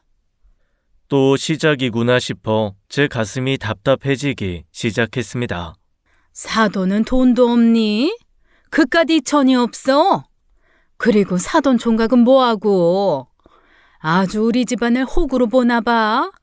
돈 없으면 그냥 없는 대로, 아픈 대로 사는 거지. 왜 남의 집 돈을 뺏어가려고 해? 어머니, 다시 말씀드리지만 남편 돈 아니고 제 월급에서 제가 쓰는 건데요. 제가 10년 넘게 일해서 번 돈이에요. 네 거 내 거가 어딨어? 월급? 그 월급 받으면서 누구 집에서 밥 먹고 사는데 우리 집 며느리 됐으면 우리 집 사람이다. 친정은 이제 남이라고. 네가 시집와서 우리한테 보탠 게 뭐가 있다고 이렇게 친정만 챙기니? 그리고 말이야, 내 말하는 김에 다 말하자. 네 친정엄마가 무릎이 아픈 게 우리 집이랑 무슨 상관이야? 돈 없으면 그냥 참고 사는 거다. 나도 아무리 아파도 그런 비싼 수술 안 했어. 근데 왜 네 친정만 특별 대우해줘야 되는 거야? 어머니, 엄마가 걷지를 못하세요. 휠체어 타실 지경이. 그래서 아직 안 타셨잖아. 아주 우리 집에 빨대 꽂고 살려고 작정했구나. 네 친정엄마가 일부러 아픈 척하는 거 아니니? 어머니, 아픈 척이라뇨. 어머니한테는 사돈이시잖아요. 말씀 조심히 해주세요. 그리고 어머니야말로 작년에 허리 아프다고 하셨잖아요. 그때는 아들 돈 당연하게 받으셨으면서 저희 어머니는 안 된다는 법이 이 세상에 어딨어요? 제 손이 떨리기 시작했습니다. 이런 독한 말을 어떻게 하실 수 있는지 참 못 배우신 분이다 싶었어요. 더 이상 말을 해봐야 저만 손해이니 저는 더 이상 대꾸하지 않았어요. 그저 속으로만 삭혔습니다. 시어머니가 가시고 남편에게 조심스럽게 말을 꺼냈어요. 여보, 엄마 수술비 좀 보태드리려고 하는데. 많이 아프셔? 아이, 지금 여윳돈이 없는데. 내가 모아둔 돈 있어. 그걸로 하면 돼. 우리 아이 가질 준비해야 하는데 돈을 그렇게 쓰면, 그리고 장모님도 돈 있으시잖아. 남편은 시어머니 눈치만 보더라고요. 결국 저는 혼자 결정했습니다. 제 비상금 통장에서 700만 원을 빼서 친정에 보냈어요. 제가 친정 병원비를 해결한 지 3개월이 지났어요. 그런데 이번엔 시어머니가 허리 수술을 받게 되셨습니다. 운명의 장난 같았죠. 시어머니가 남편을 불렀어요. 아들, 엄마 허리 디스크 수술해야 돼. 수술비 500만 원 필요한데 네가 좀 줘야겠다. 네, 어머니. 당연히 드려야죠. 제가 좋은 병원. 어머님, 죄송해요. 남편이 아이 준비를 해야 돼서 여윳돈이 없대요. 그리고 어머님께서도 그러셨잖아요. 병원비는 각자 알아서 해결하는 거라고. 설마 어머님 500도 없으세요? 시어머니의 얼굴이 빨갛게 달아올랐어요. 여보, 그런 말이 어딨어? 야, 내가 언제 그런 말을 했어? 자식이 지 엄마 수술비 내는 게 당연한 거 아니냐? 3개월 전에 저희 친정엄마 수술비 얘기할 때 돈 없으면 참고 사는 거라고 하셨잖아요. 우리 집안에선 아무도 그런 비싼 수술 안 했다고도 하셨고요. 어머님께서 분명 저한테 말씀하셨는데요. 여보, 어떻게 우리 엄마 수술비를... 어머님이 3개월 전에 이렇게 말씀하셨어. 여보, 친정은 남이니까 도와주면 안 되고 시댁은 가족이니까 도와줘야 한다? 그런 거야? 어머님, 그럼 이건 어떻게 생각하세요? 제 친정엄마는 아픈 척 하신 거고 어머님은 진짜 아프신 거예요? 남편이 아무 말도 못했어요. 시어머니도 할 말을 잃으셨죠. 너 정말 이럴 거니? 어머님이 어머님 아들 돈 허투루 쓰지 말라고 하셨어요. 시어머니는 부들부들 떨면서 화를 내셨어요. 좋다. 내 돈으로 하마. 근데 너 나중에 후회할 거야. 결국 시어머니는 자기 돈으로 수술비를 내셨습니다. 저를 원망하는 눈빛으로 쳐다보시면서요. 너무한 거 아니야? 우리 엄마인데. 너무해? 그럼 우리 엄마는 누구 엄마니? 그날 이후로 시어머니는 저를 더욱 미워하셨어요. 하지만 저는 후회하지 않았습니다. 병원비 사건으로부터 5개월이 지났어요. 저는 40대에 어렵게 첫 아이를 가졌습니다. 몇 번의 인공수정과 시험관 시술 끝에 얻은 기적 같은 아이였죠. 그런데 임신 7개월째 아이가 뱃속에서 멈췄어요. 사산이었습니다. 제 세상이 무너져 내렸어요. 시어머니는 남편과 시아버지 앞에서 저를 위로하셨어요. 아이고, 우리 며느리. 괜찮아, 민정아. 다음에 또 가지면 돼, 응? 아직 젊잖아. 젊다고 할 나이는 아니지만 그래도 뭐. 여보! 그래, 민정아. 너무 상심하지 마라. 다음은 건강한 아이 낳을 거야. 하지만 남편과 시아버지가 자리를 비운 순간이었어요. 시어머니의 얼굴이 완전히 바뀌었습니다. 애도 못 낳는 년이 뭔 쓸모가 있어? 아니, 40 넘어서 애 가지려니까 그런 거지. 당연한 거야. 애는 젊어서 낳는 거야. 늙은 몸에 무리해서 애 가지려니까 죽은 애 나오는 거 아니겠어? 저는 귀를 의심했어요. 어머니, 방금 뭐라고 하셨어요? 아니, 사실대로 말하는 게 뭐가 어때서? 둘째 봐봐라. 걔는 30에 시집 와서 1년 만에 뽁 하고 아들 낳고 또 2년 뒤에 뽁 둘째 아들 낳았잖아.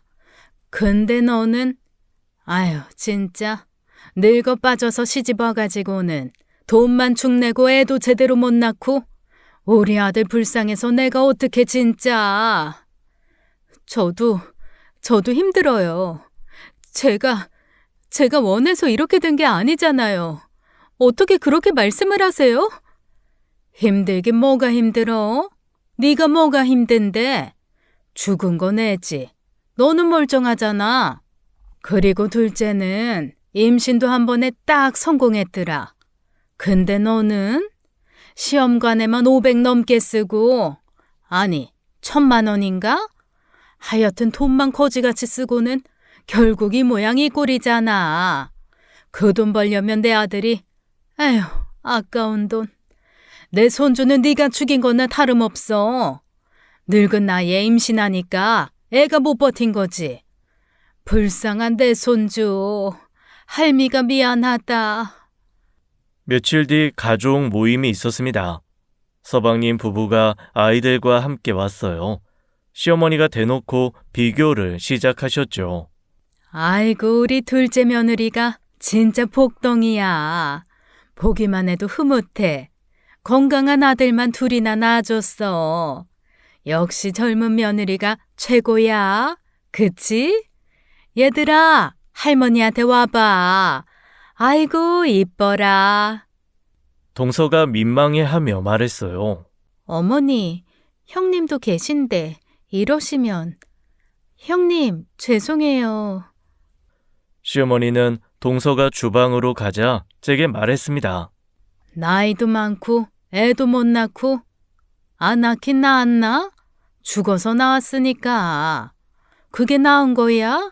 그냥 유산한 거지. 아니다. 사산인가? 하여튼 죽은 애 나왔잖아. 그것도 돈 1,000만 원 들여서 겨우 만든 애가 죽어서 참 팔자도 더럽게 없어. 저는 견딜 수가 없어서 방으로 들어갔습니다. 남편에게 시어머니의 독서를 말했어요. 당신 엄마가 나한테 애도 못 낳는 년이라고 했어. 내가 애를 죽였다고. 동서는 복덩이고 나는 팔자 더러운 년이래. 당신은 어떻게 생각해? 내가 이런 취급받고 참아야 돼?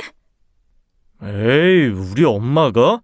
설마 그럴 리 없어. 당신이 애 잃고 예민해져서 오해한 거 아니야? 엄마도 손주 잃어서 속상하신데 에이, 그런 말을 할 리가. 너무 심하게 생각하는 거 아니야? 오해? 당신은 맨날 그래. 당신 엄마는 무조건 착하고 나만 예민하고 이상한 사람이지? 내가 거짓말쟁이야? 내가 미쳤어? 하지도 않은 말을 듣게. 아니, 그게 아니라 엄마가 좀 직설적이긴 해도 그런 말을 할 사람은 아니야. 남편은 끝까지 저를 믿지 않았어요. 그도 그럴 것이 시어머니는 저와 단둘이 있을 때만 막말을 했어요. 남편과 시아버지가 계시면 180도 달라져 저를 위로하는 척 하셨죠. 그때 결심했죠. 시어머니의 진짜 얼굴을 공개해 보겠다고요. 그리고 이틀 뒤 설날 가족 모임이었어요.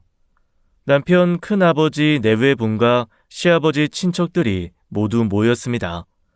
점심 식사 후 거실에서 차를 마시던 중이었어요.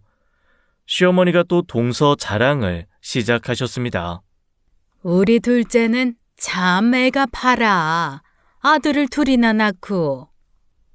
그때였습니다. 저는 실수인 척 핸드폰을 테이블에 떨어뜨렸어요. 볼륨을 최대한 해두고 제가 이전에 녹음한 음성 파일을 재생시켜두고요. 이 애도 못 낳는 년이 뭔 쓸모가 있어? 시험관에 1,000만 원 쓰고 결국 죽은 애 낳았잖아. 40 넘어서 임신하니까 애가 못 버틴 거지. 유산한 게 아니다. 사산인가? 하여튼 죽은 애 나왔잖아. 돈 1,000만 원 들여서 겨우 만든 애가 죽어서 참 넌 팔자도 더럽게 없다. 둘째 며느리는 한 번에 성공했는데 얘는 돈만 축냈어. 거실이 순식간에 조용해졌어요. 젓가락을 떨어뜨리는 소리까지 들릴 정도였습니다. 이게 무슨...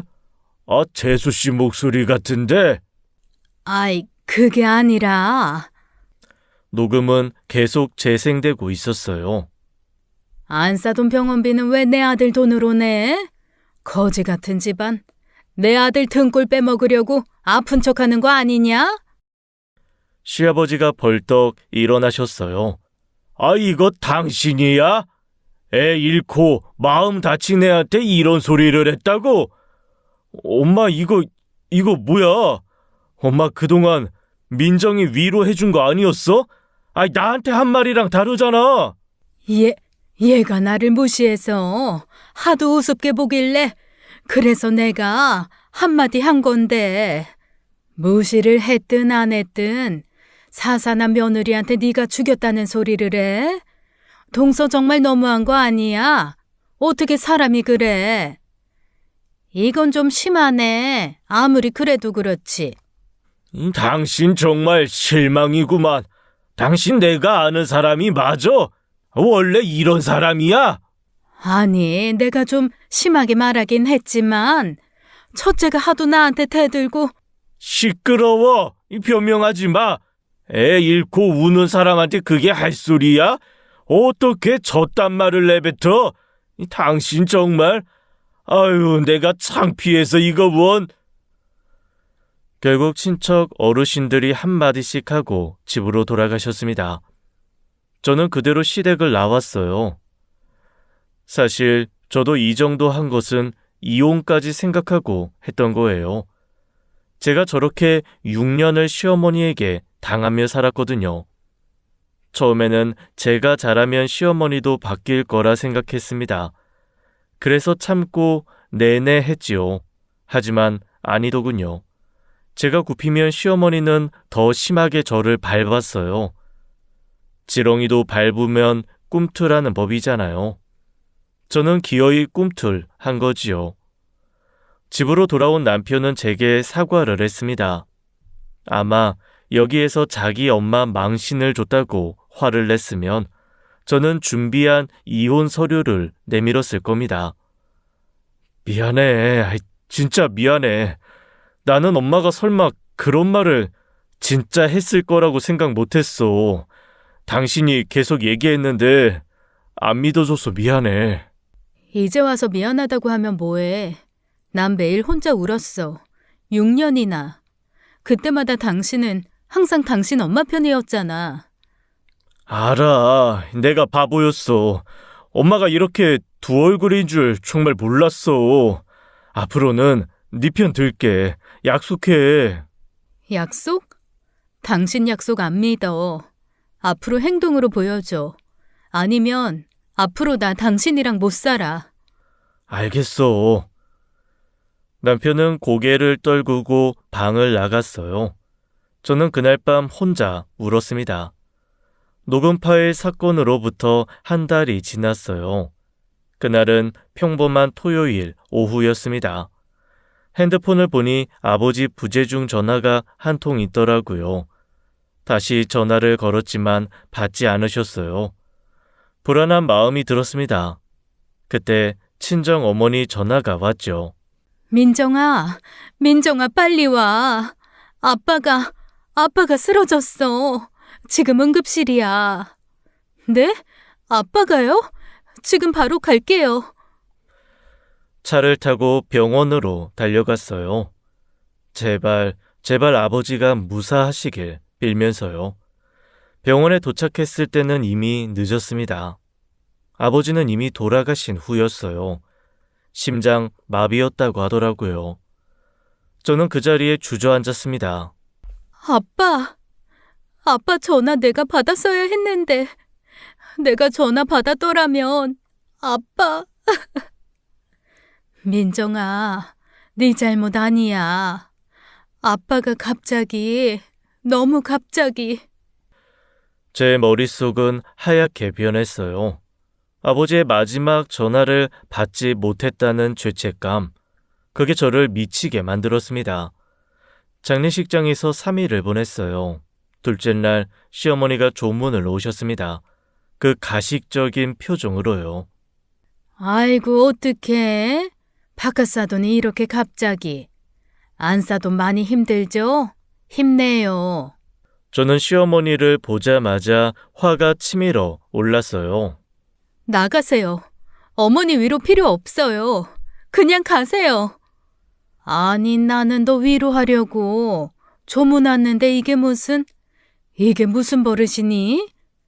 위로요? 지금 저한테 위로한다고요?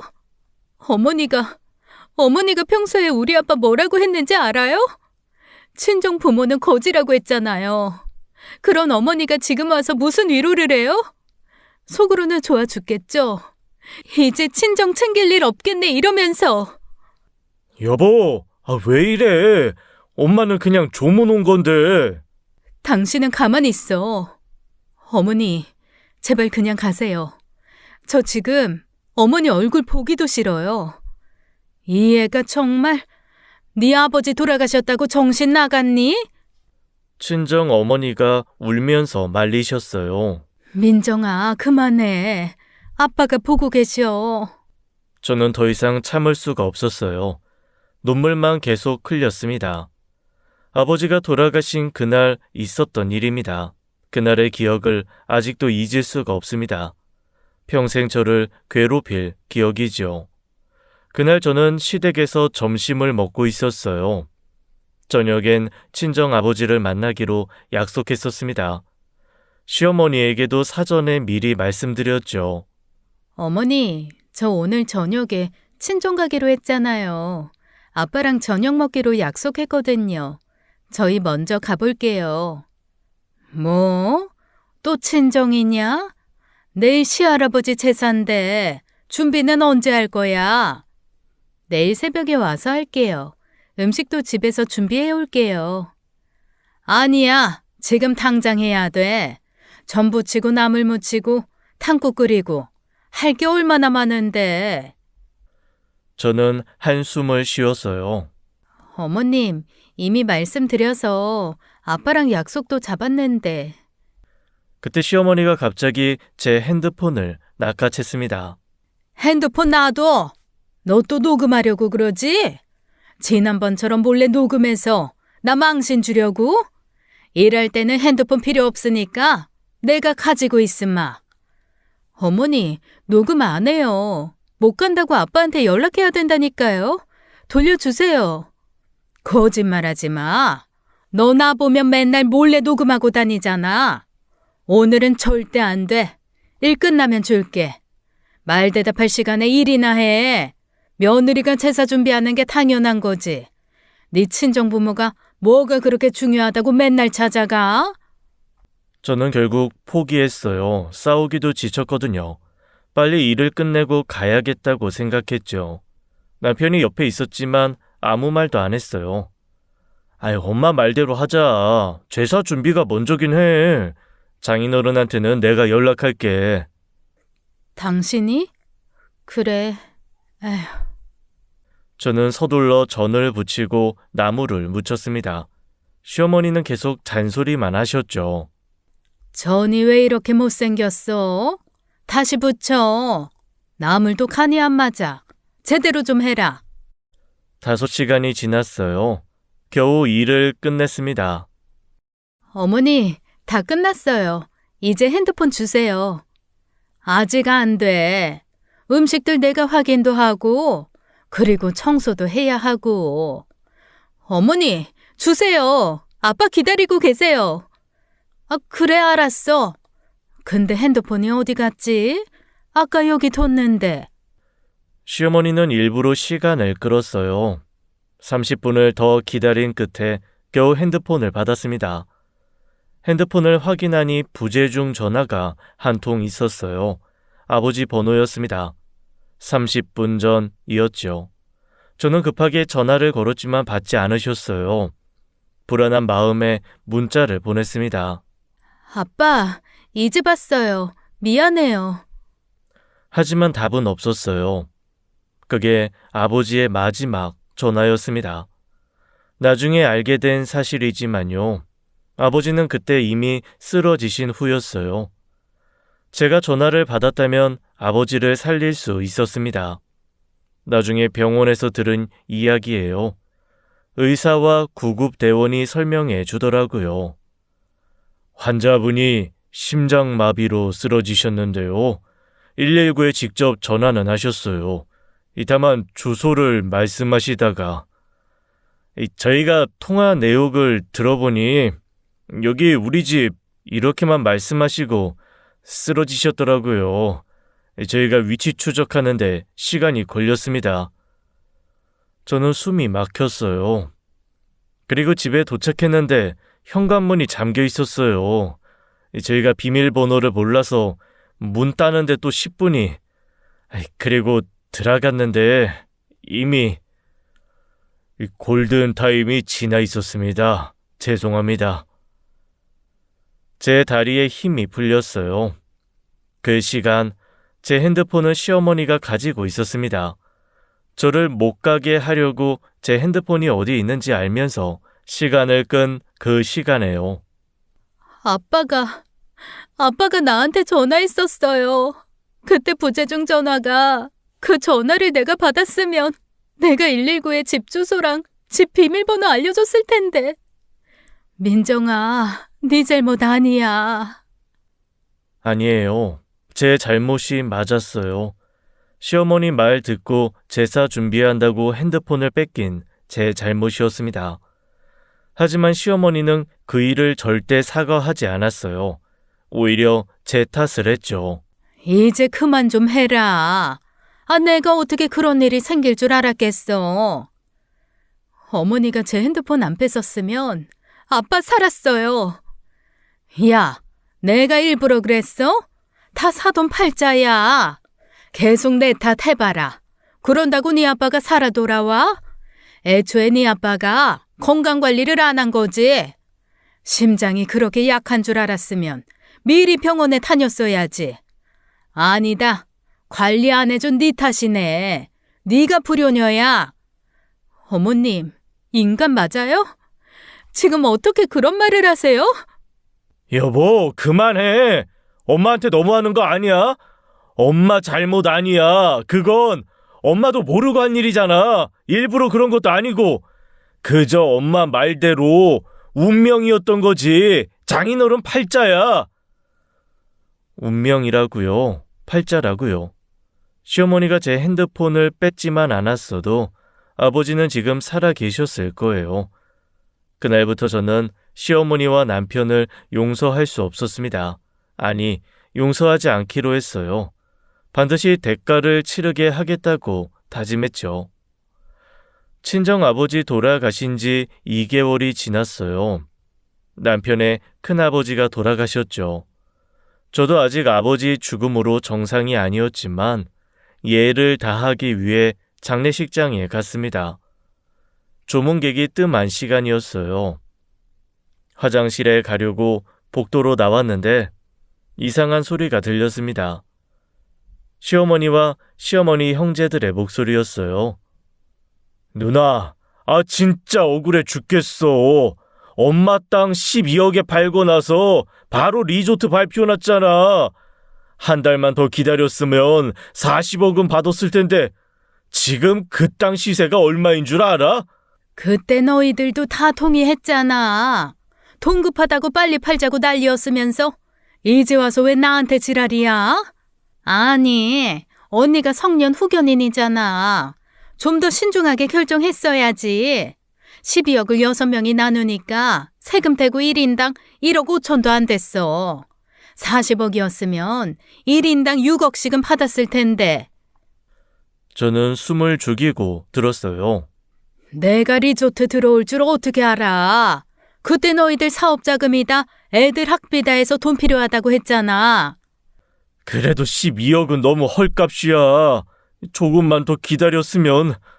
기다려? 엄마 병원비는 어떻게 하고? 니들이 그때 병원비 낼 돈 없다고 했잖아. 지금 나보고 성년 후견인이라고 다 내라는 거야? 아, 진짜 타이밍 그지 같네. 몇 달 차이로 28억을 날렸네. 운도 지질이 없어. 누나, 그나저나 엄마 요양병원비는 제대로 내고 있지? 당연하지. 매달 꼬박꼬박 내고 있어. 언니, 혹시 리조트 정보 미리 들은 거 없어? 정말 몰랐어? 미쳤니? 내가 어떻게 그런 정보를 알아? 알았으면 팔았겠어? 기다렸지? 그때 누군가 오는 소리에 다들 조용해졌어요. 저는 화장실로 들어갔습니다. 시할머니 땅을 12억에 팔았는데 리조트 개발 발표가 나고 실제로는 40억이었다고요. 시할머니 재산은 성년 후견인인 시어머니가 관리했다는데 뭔가 수상한 느낌이 들었어요. 제가 이상한 기분이 든 이유가 있습니다. 몇 달 전 요양병원에서 있었던 일이에요. 시어머니는 시할머니 간병비로 매달 형제들에게 돈을 받으면서도 요양병원엔 발길도 안 하셨어요. 제가 안타까워서 자주 찾아갔습니다. 치매 걸리신 시할머니가 불쌍하셨거든요. 그날도 시할머니를 뵈러 갔었어요. 간식을 드리고 말벗을 해드리고 있었는데요. 시할머니가 갑자기 제 손을 꼭 잡으셨습니다. 그때 시할머니 눈빛이 또렷해지더라고요. 잠시 정신이 돌아오신 것 같았어요. 우리 손주 며느리, 너는 착한 아이구나. 그네 며느리지? 우리 그네 며느리. 맨날 나 보러 와주는 착한 아이. 네, 할머니. 저예요. 민정이요. 할머니 요즘 괜찮으세요? 민정아, 내 말 좀 들어봐. 아무도 내 말 안 믿어. 다들 치매라고. 하지만 나 지금 정신 똑똑해. 큰애가, 영숙이가. 시할머니의 손이 떨리고 있었어요. 큰애가 내 재산 빼돌리고 있어. 내 돈, 내 땅 다 가져갔다. 통장에 있던 돈도 다 빼갔어. 나한테는 한 푼도 안 줘. 용돈 달라고 하면 엄마는 치매라 돈 필요 없다고. 저는 깜짝 놀랐어요. 할머니, 무슨 말씀이세요? 어머니가 할머니 돈을 빼돌린다고요? 그럴 리가. 어머니가 성년 후견인으로 잘 관리하고 계신다고. 성년 후견인? 그게 뭔지도 모르게 도장 찍게 했어. 엄마 치료비 필요하다고 거짓말하면서. 그래놓고는 통장도 다 가져갔어. 도장도 뺏어갔고 집 권리증도 내가 치매라고 다 빼앗아 갔어. 자식이 도둑이야, 도둑. 시할머니의 눈에 눈물이 고였어요. 땅도 팔아버렸어. 우리 영감이 평생 일궈놓은 땅을. 내가 죽어도 팔지 말라고 싫다고 했는데 엄마 병원비 필요하다고 거짓말하면서 큰애가 다 해먹었어. 할머니, 정말이에요? 어머니가 정말 그러셨어요? 증거나 뭐. 하지만 그때 시할머니의 눈빛이 다시 흐려졌어요. 정신이 다시 나가신 거예요. 근데 니녀는 누구야? 너 누구야? 밥 줘, 배고파. 간호사가 들어와서 약을 드렸어요. 시할머니는 다시 잠드셨습니다. 저는 그때 그냥 단순히 치매 시할머니의 망상이라고 생각했어요. 시어머니가 성년 후견인으로 잘 관리하고 계신다고 믿었거든요. 무엇보다 돈 욕심이 많은 시어머니 형제들이 계속 감시를 하고 있었고요. 하지만 큰아버님 장례식장에서 시이모님과 시외삼촌 대화를 들으니까요. 시할머니 말씀이 진실이었을 수도 있겠다는 생각이 들었습니다. 시어머니가 정말 시할머니 재산을 빼돌린 걸까요? 그 순간 소름이 돋았어요. 만약 그게 사실이라면 시어머니는 정말 악인인 거죠. 시할머니 말씀을 떠올리며 의심이 커진 저는 시어머니를 주시하기 시작했어요. 그러던 어느 날 백화점 근처에서 우연히 시어머니를 목격했습니다.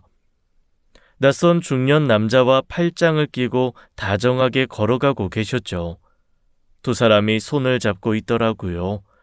남자가 시어머니 머리를 쓰다듬는 것도 봤습니다. 완전히 연인 사이였어요. 저는 몰래 따라갔습니다. 하지만 사람이 많아서 놓치고 말았어요. 시어머니에게 남자가 있었다니 충격이었습니다. 시할머니 재산 문제와 외도 의혹까지 겹치니 저는 더욱 의심이 깊어졌죠.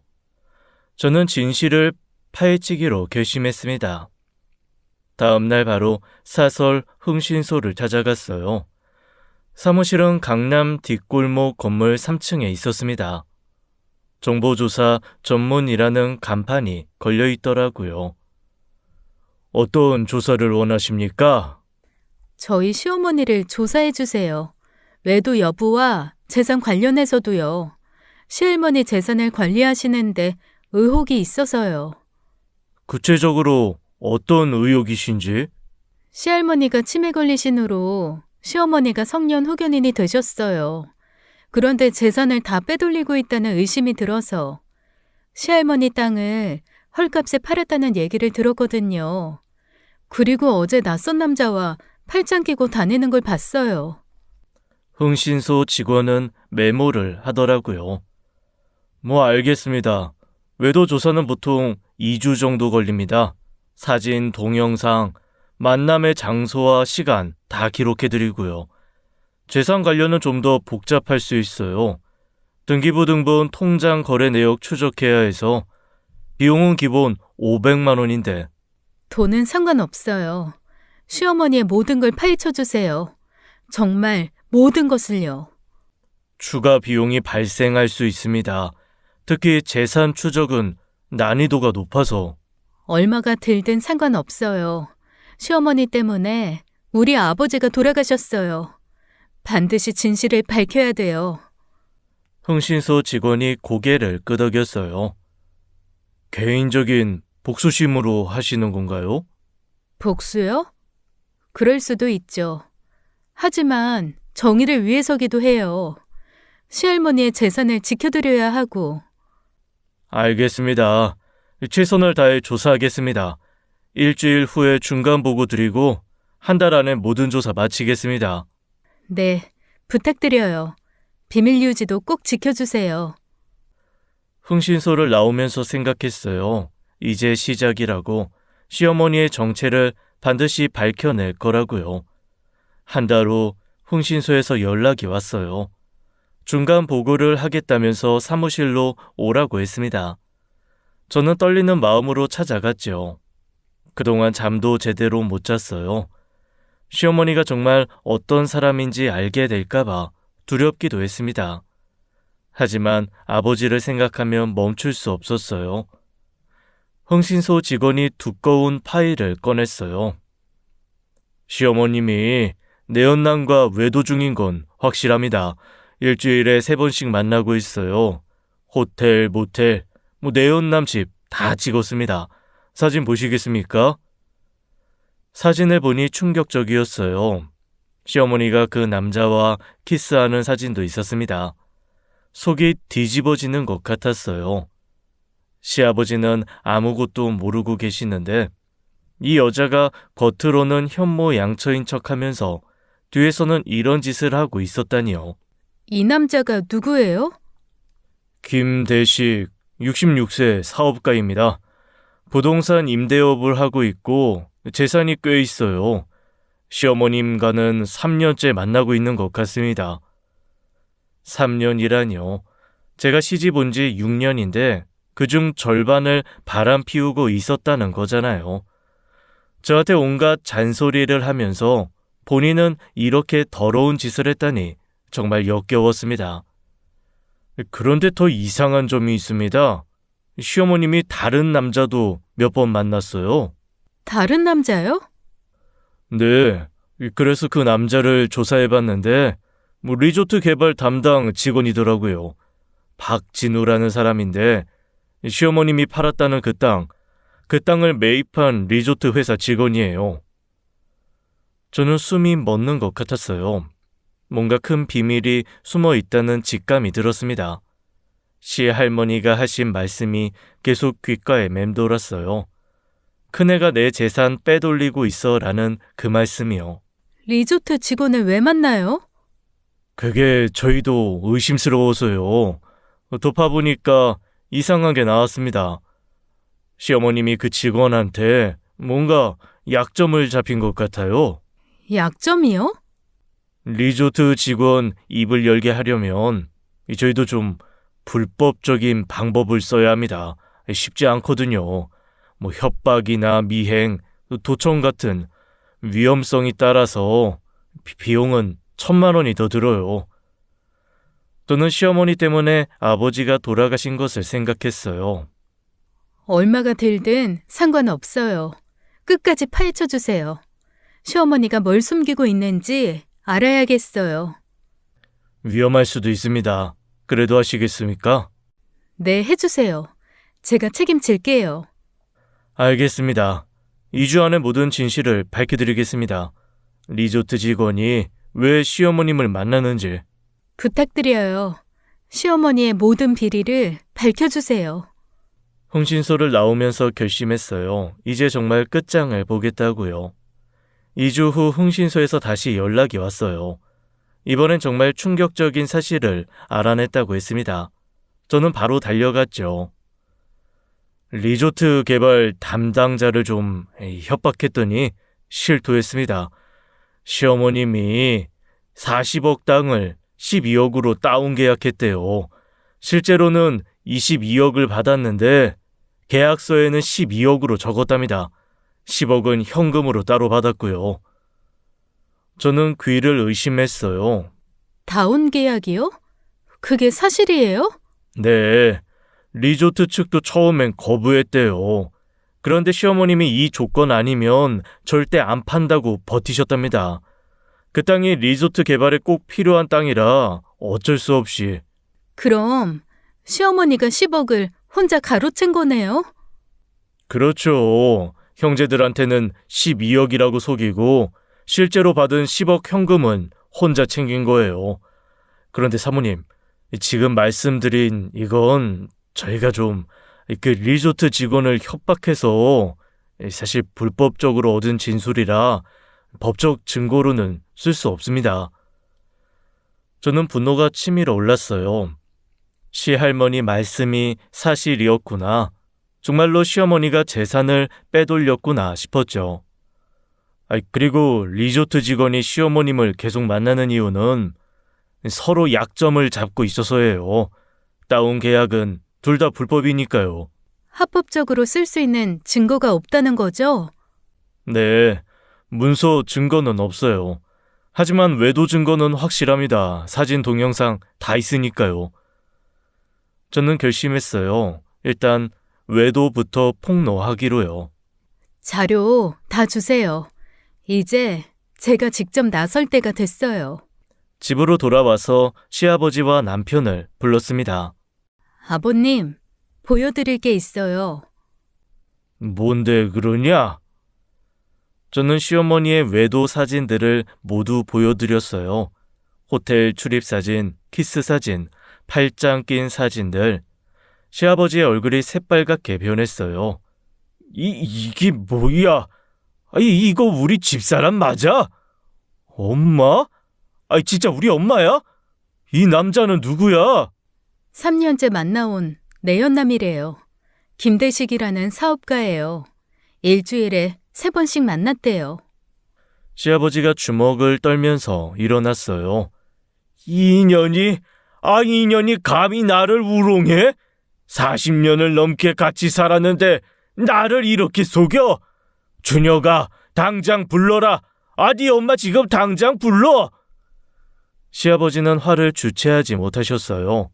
얼굴은 불그락 푸르락 변했고 손은 계속 떨렸습니다. 배신감에 몸을 부들부들 떨면서 사진을 찢어버리셨죠. 남편도 충격에 말을 잇지 못했어요. 엄마가 어떻게 아빠한테 이럴 수가. 3년 동안이나. 남편은 고개를 떨구고 한숨만 쉬었어요. 자신이 그토록 믿고 따랐던 어머니의 실체를 보고 무너진 것 같았습니다. 평생 효자 노릇하며 엄마 편만 들었는데 그 엄마가 이런 사람이었다니요. 시아버지가 전화기를 들었어요.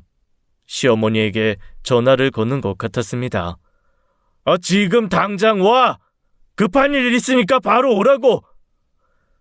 전화를 끊고 나서도 시아버지는 계속 중얼거리셨어요.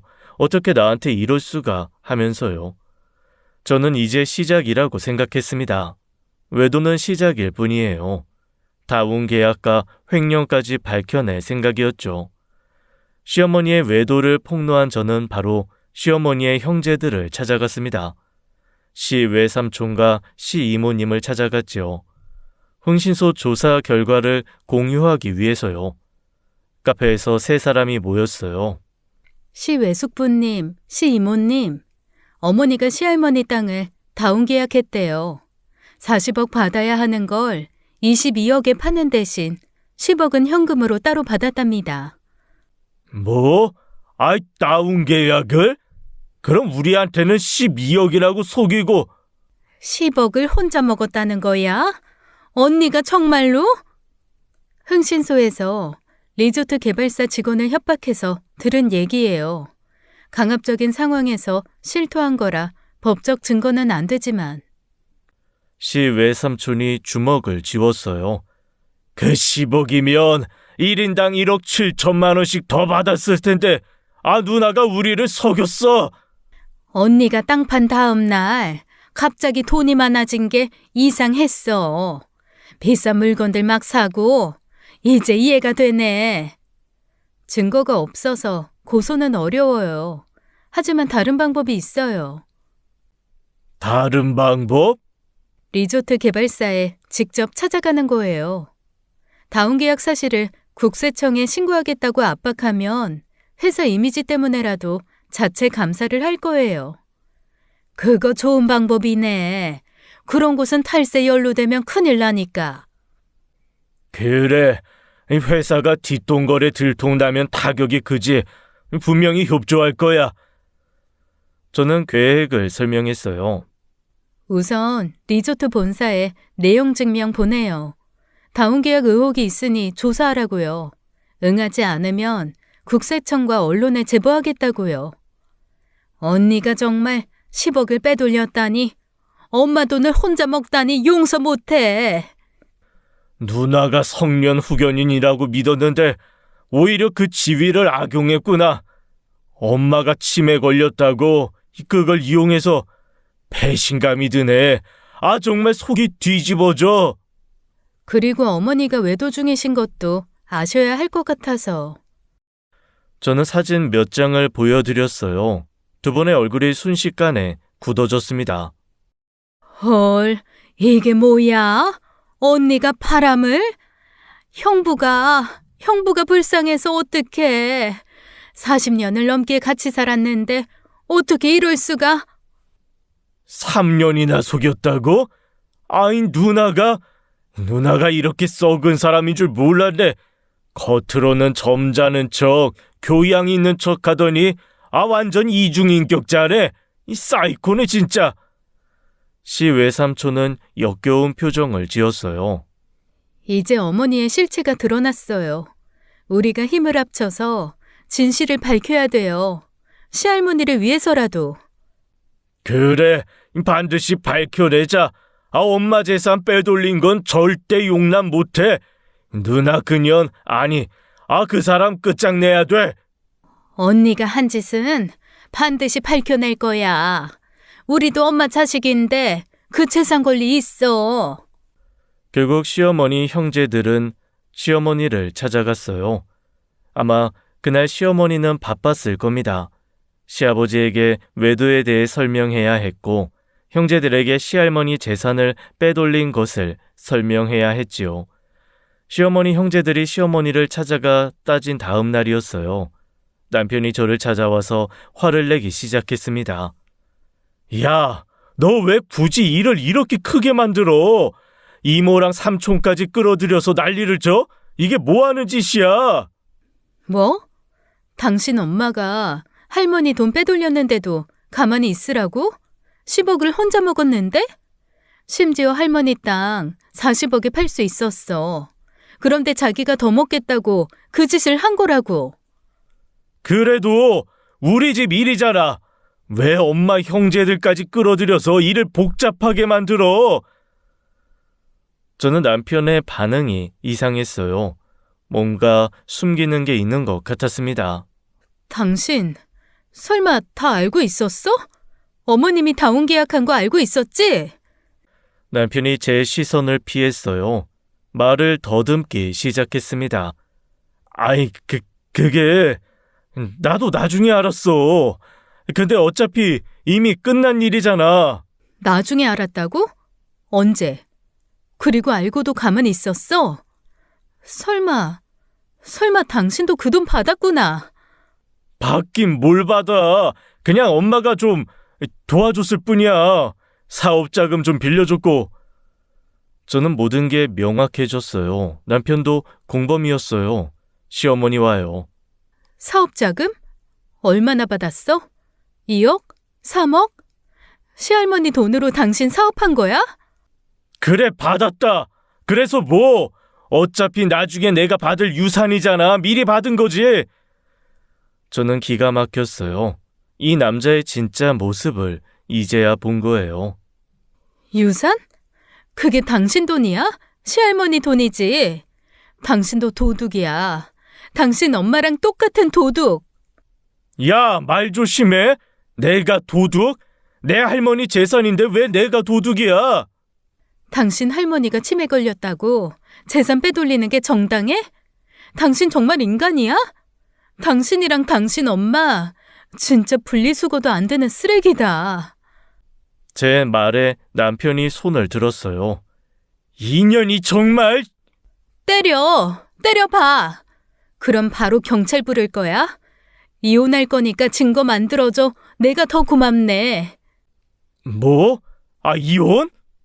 그래, 이혼이야. 당신 같은 쓰레기랑 못 살아. 당신 엄마 아들답게 당신도 똑같네. 도둑의 거짓말쟁이의 쓰레기. 저는 그 자리에서 이혼을 선언했어요. 내일 바로 변호사 만날 거야. 위자료도 받아낼 거고 당신들 비리도 다 폭로할 거야. 너 진심이야? 당연하지. 당신 같은 인간이랑 하루도 못 살아. 우리 아빠 원수들이랑 어떻게 살아? 그날로 저는 짐을 싸서 나왔습니다. 이제 정말 끝이었어요. 이혼을 선언한 후 모든 일이 빠르게 진행됐어요. 시어머니 형제들이 횡령죄로 시어머니를 고소했습니다. 검찰 조사 결과 다운 계약과 횡령이 모두 사실로 드러났죠. 시어머니는 결국 구속됐어요. 성년 후견인 지위를 악용해 시어머니 재산을 빼돌린 죄였습니다. 10억이라는 거액을 혼자 챙긴 것이 만천하에 드러났죠. 시아버지는 충격을 받으셨어요. 48년을 함께 산 아내가 바람 피우고 돈까지 빼돌렸다니. 결국 시아버지도 이혼을 결정하셨습니다. 시어머니는 하루아침에 모든 걸 잃어버렸어요. 남편도 자식도 형제도 재산도. 감옥에 갇혀 외로운 시간을 보내게 됐습니다. 남편도 공범으로 조사를 받았어요. 시할머니 돈 2억을 받아 사업에 쓴 것이 밝혀졌거든요.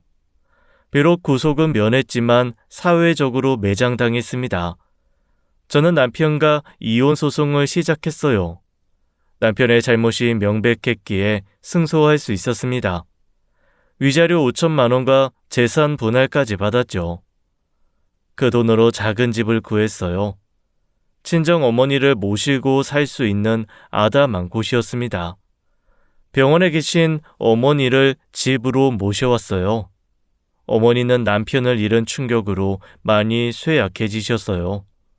하지만 제가 곁에 있으니 조금씩 기운을 차리셨습니다.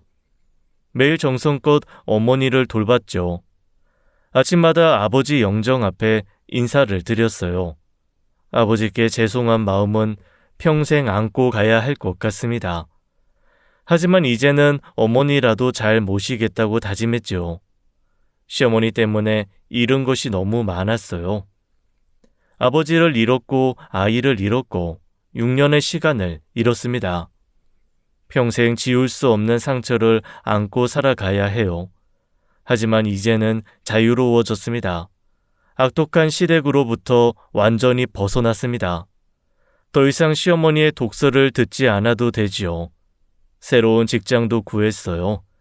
작은 회사지만 사람들이 따뜻했습니다. 천천히 새로운 인생을 시작하고 있어요. 가끔 악몽을 꾸기도 해요. 시어머니가 제 핸드폰을 뺏는 꿈, 아버지가 전화하시는 꿈. 그럴 때마다 울면서 깨어납니다. 그래도 이제는 괜찮아요. 어머니가 곁에 계시고 저도 살아가야 하니까요. 아버지가 하늘에서 지켜보고 계실 거라 믿습니다. 시어머니는 감옥에서 반성하고 있을까요? 아마 끝까지 자기 잘못을 인정하지 않을 거예요. 그런 사람이니까요. 저는 이제 과거를 놓아주려고 해요. 증오와 분노에 갇혀 살 수는 없으니까요. 비로소 평화를 찾아가고 있습니다. 새로운 시작이에요. 이번엔 정말 행복해질 거라고 믿어요. 누군가 이런 말을 했더라고요. 악인의 번영은 잠시뿐이지만 진실은 영원히 남는다고요. 시어머니는 모든 걸 잃었지만 저는 진실을 지켰어요. 그것만으로도 충분합니다. 지금까지 사연 읽어주는 남녀였습니다. 끝까지 함께 해주신 여러분 감사드리며 저희는 다음 사연으로 돌아올게요. 감사합니다.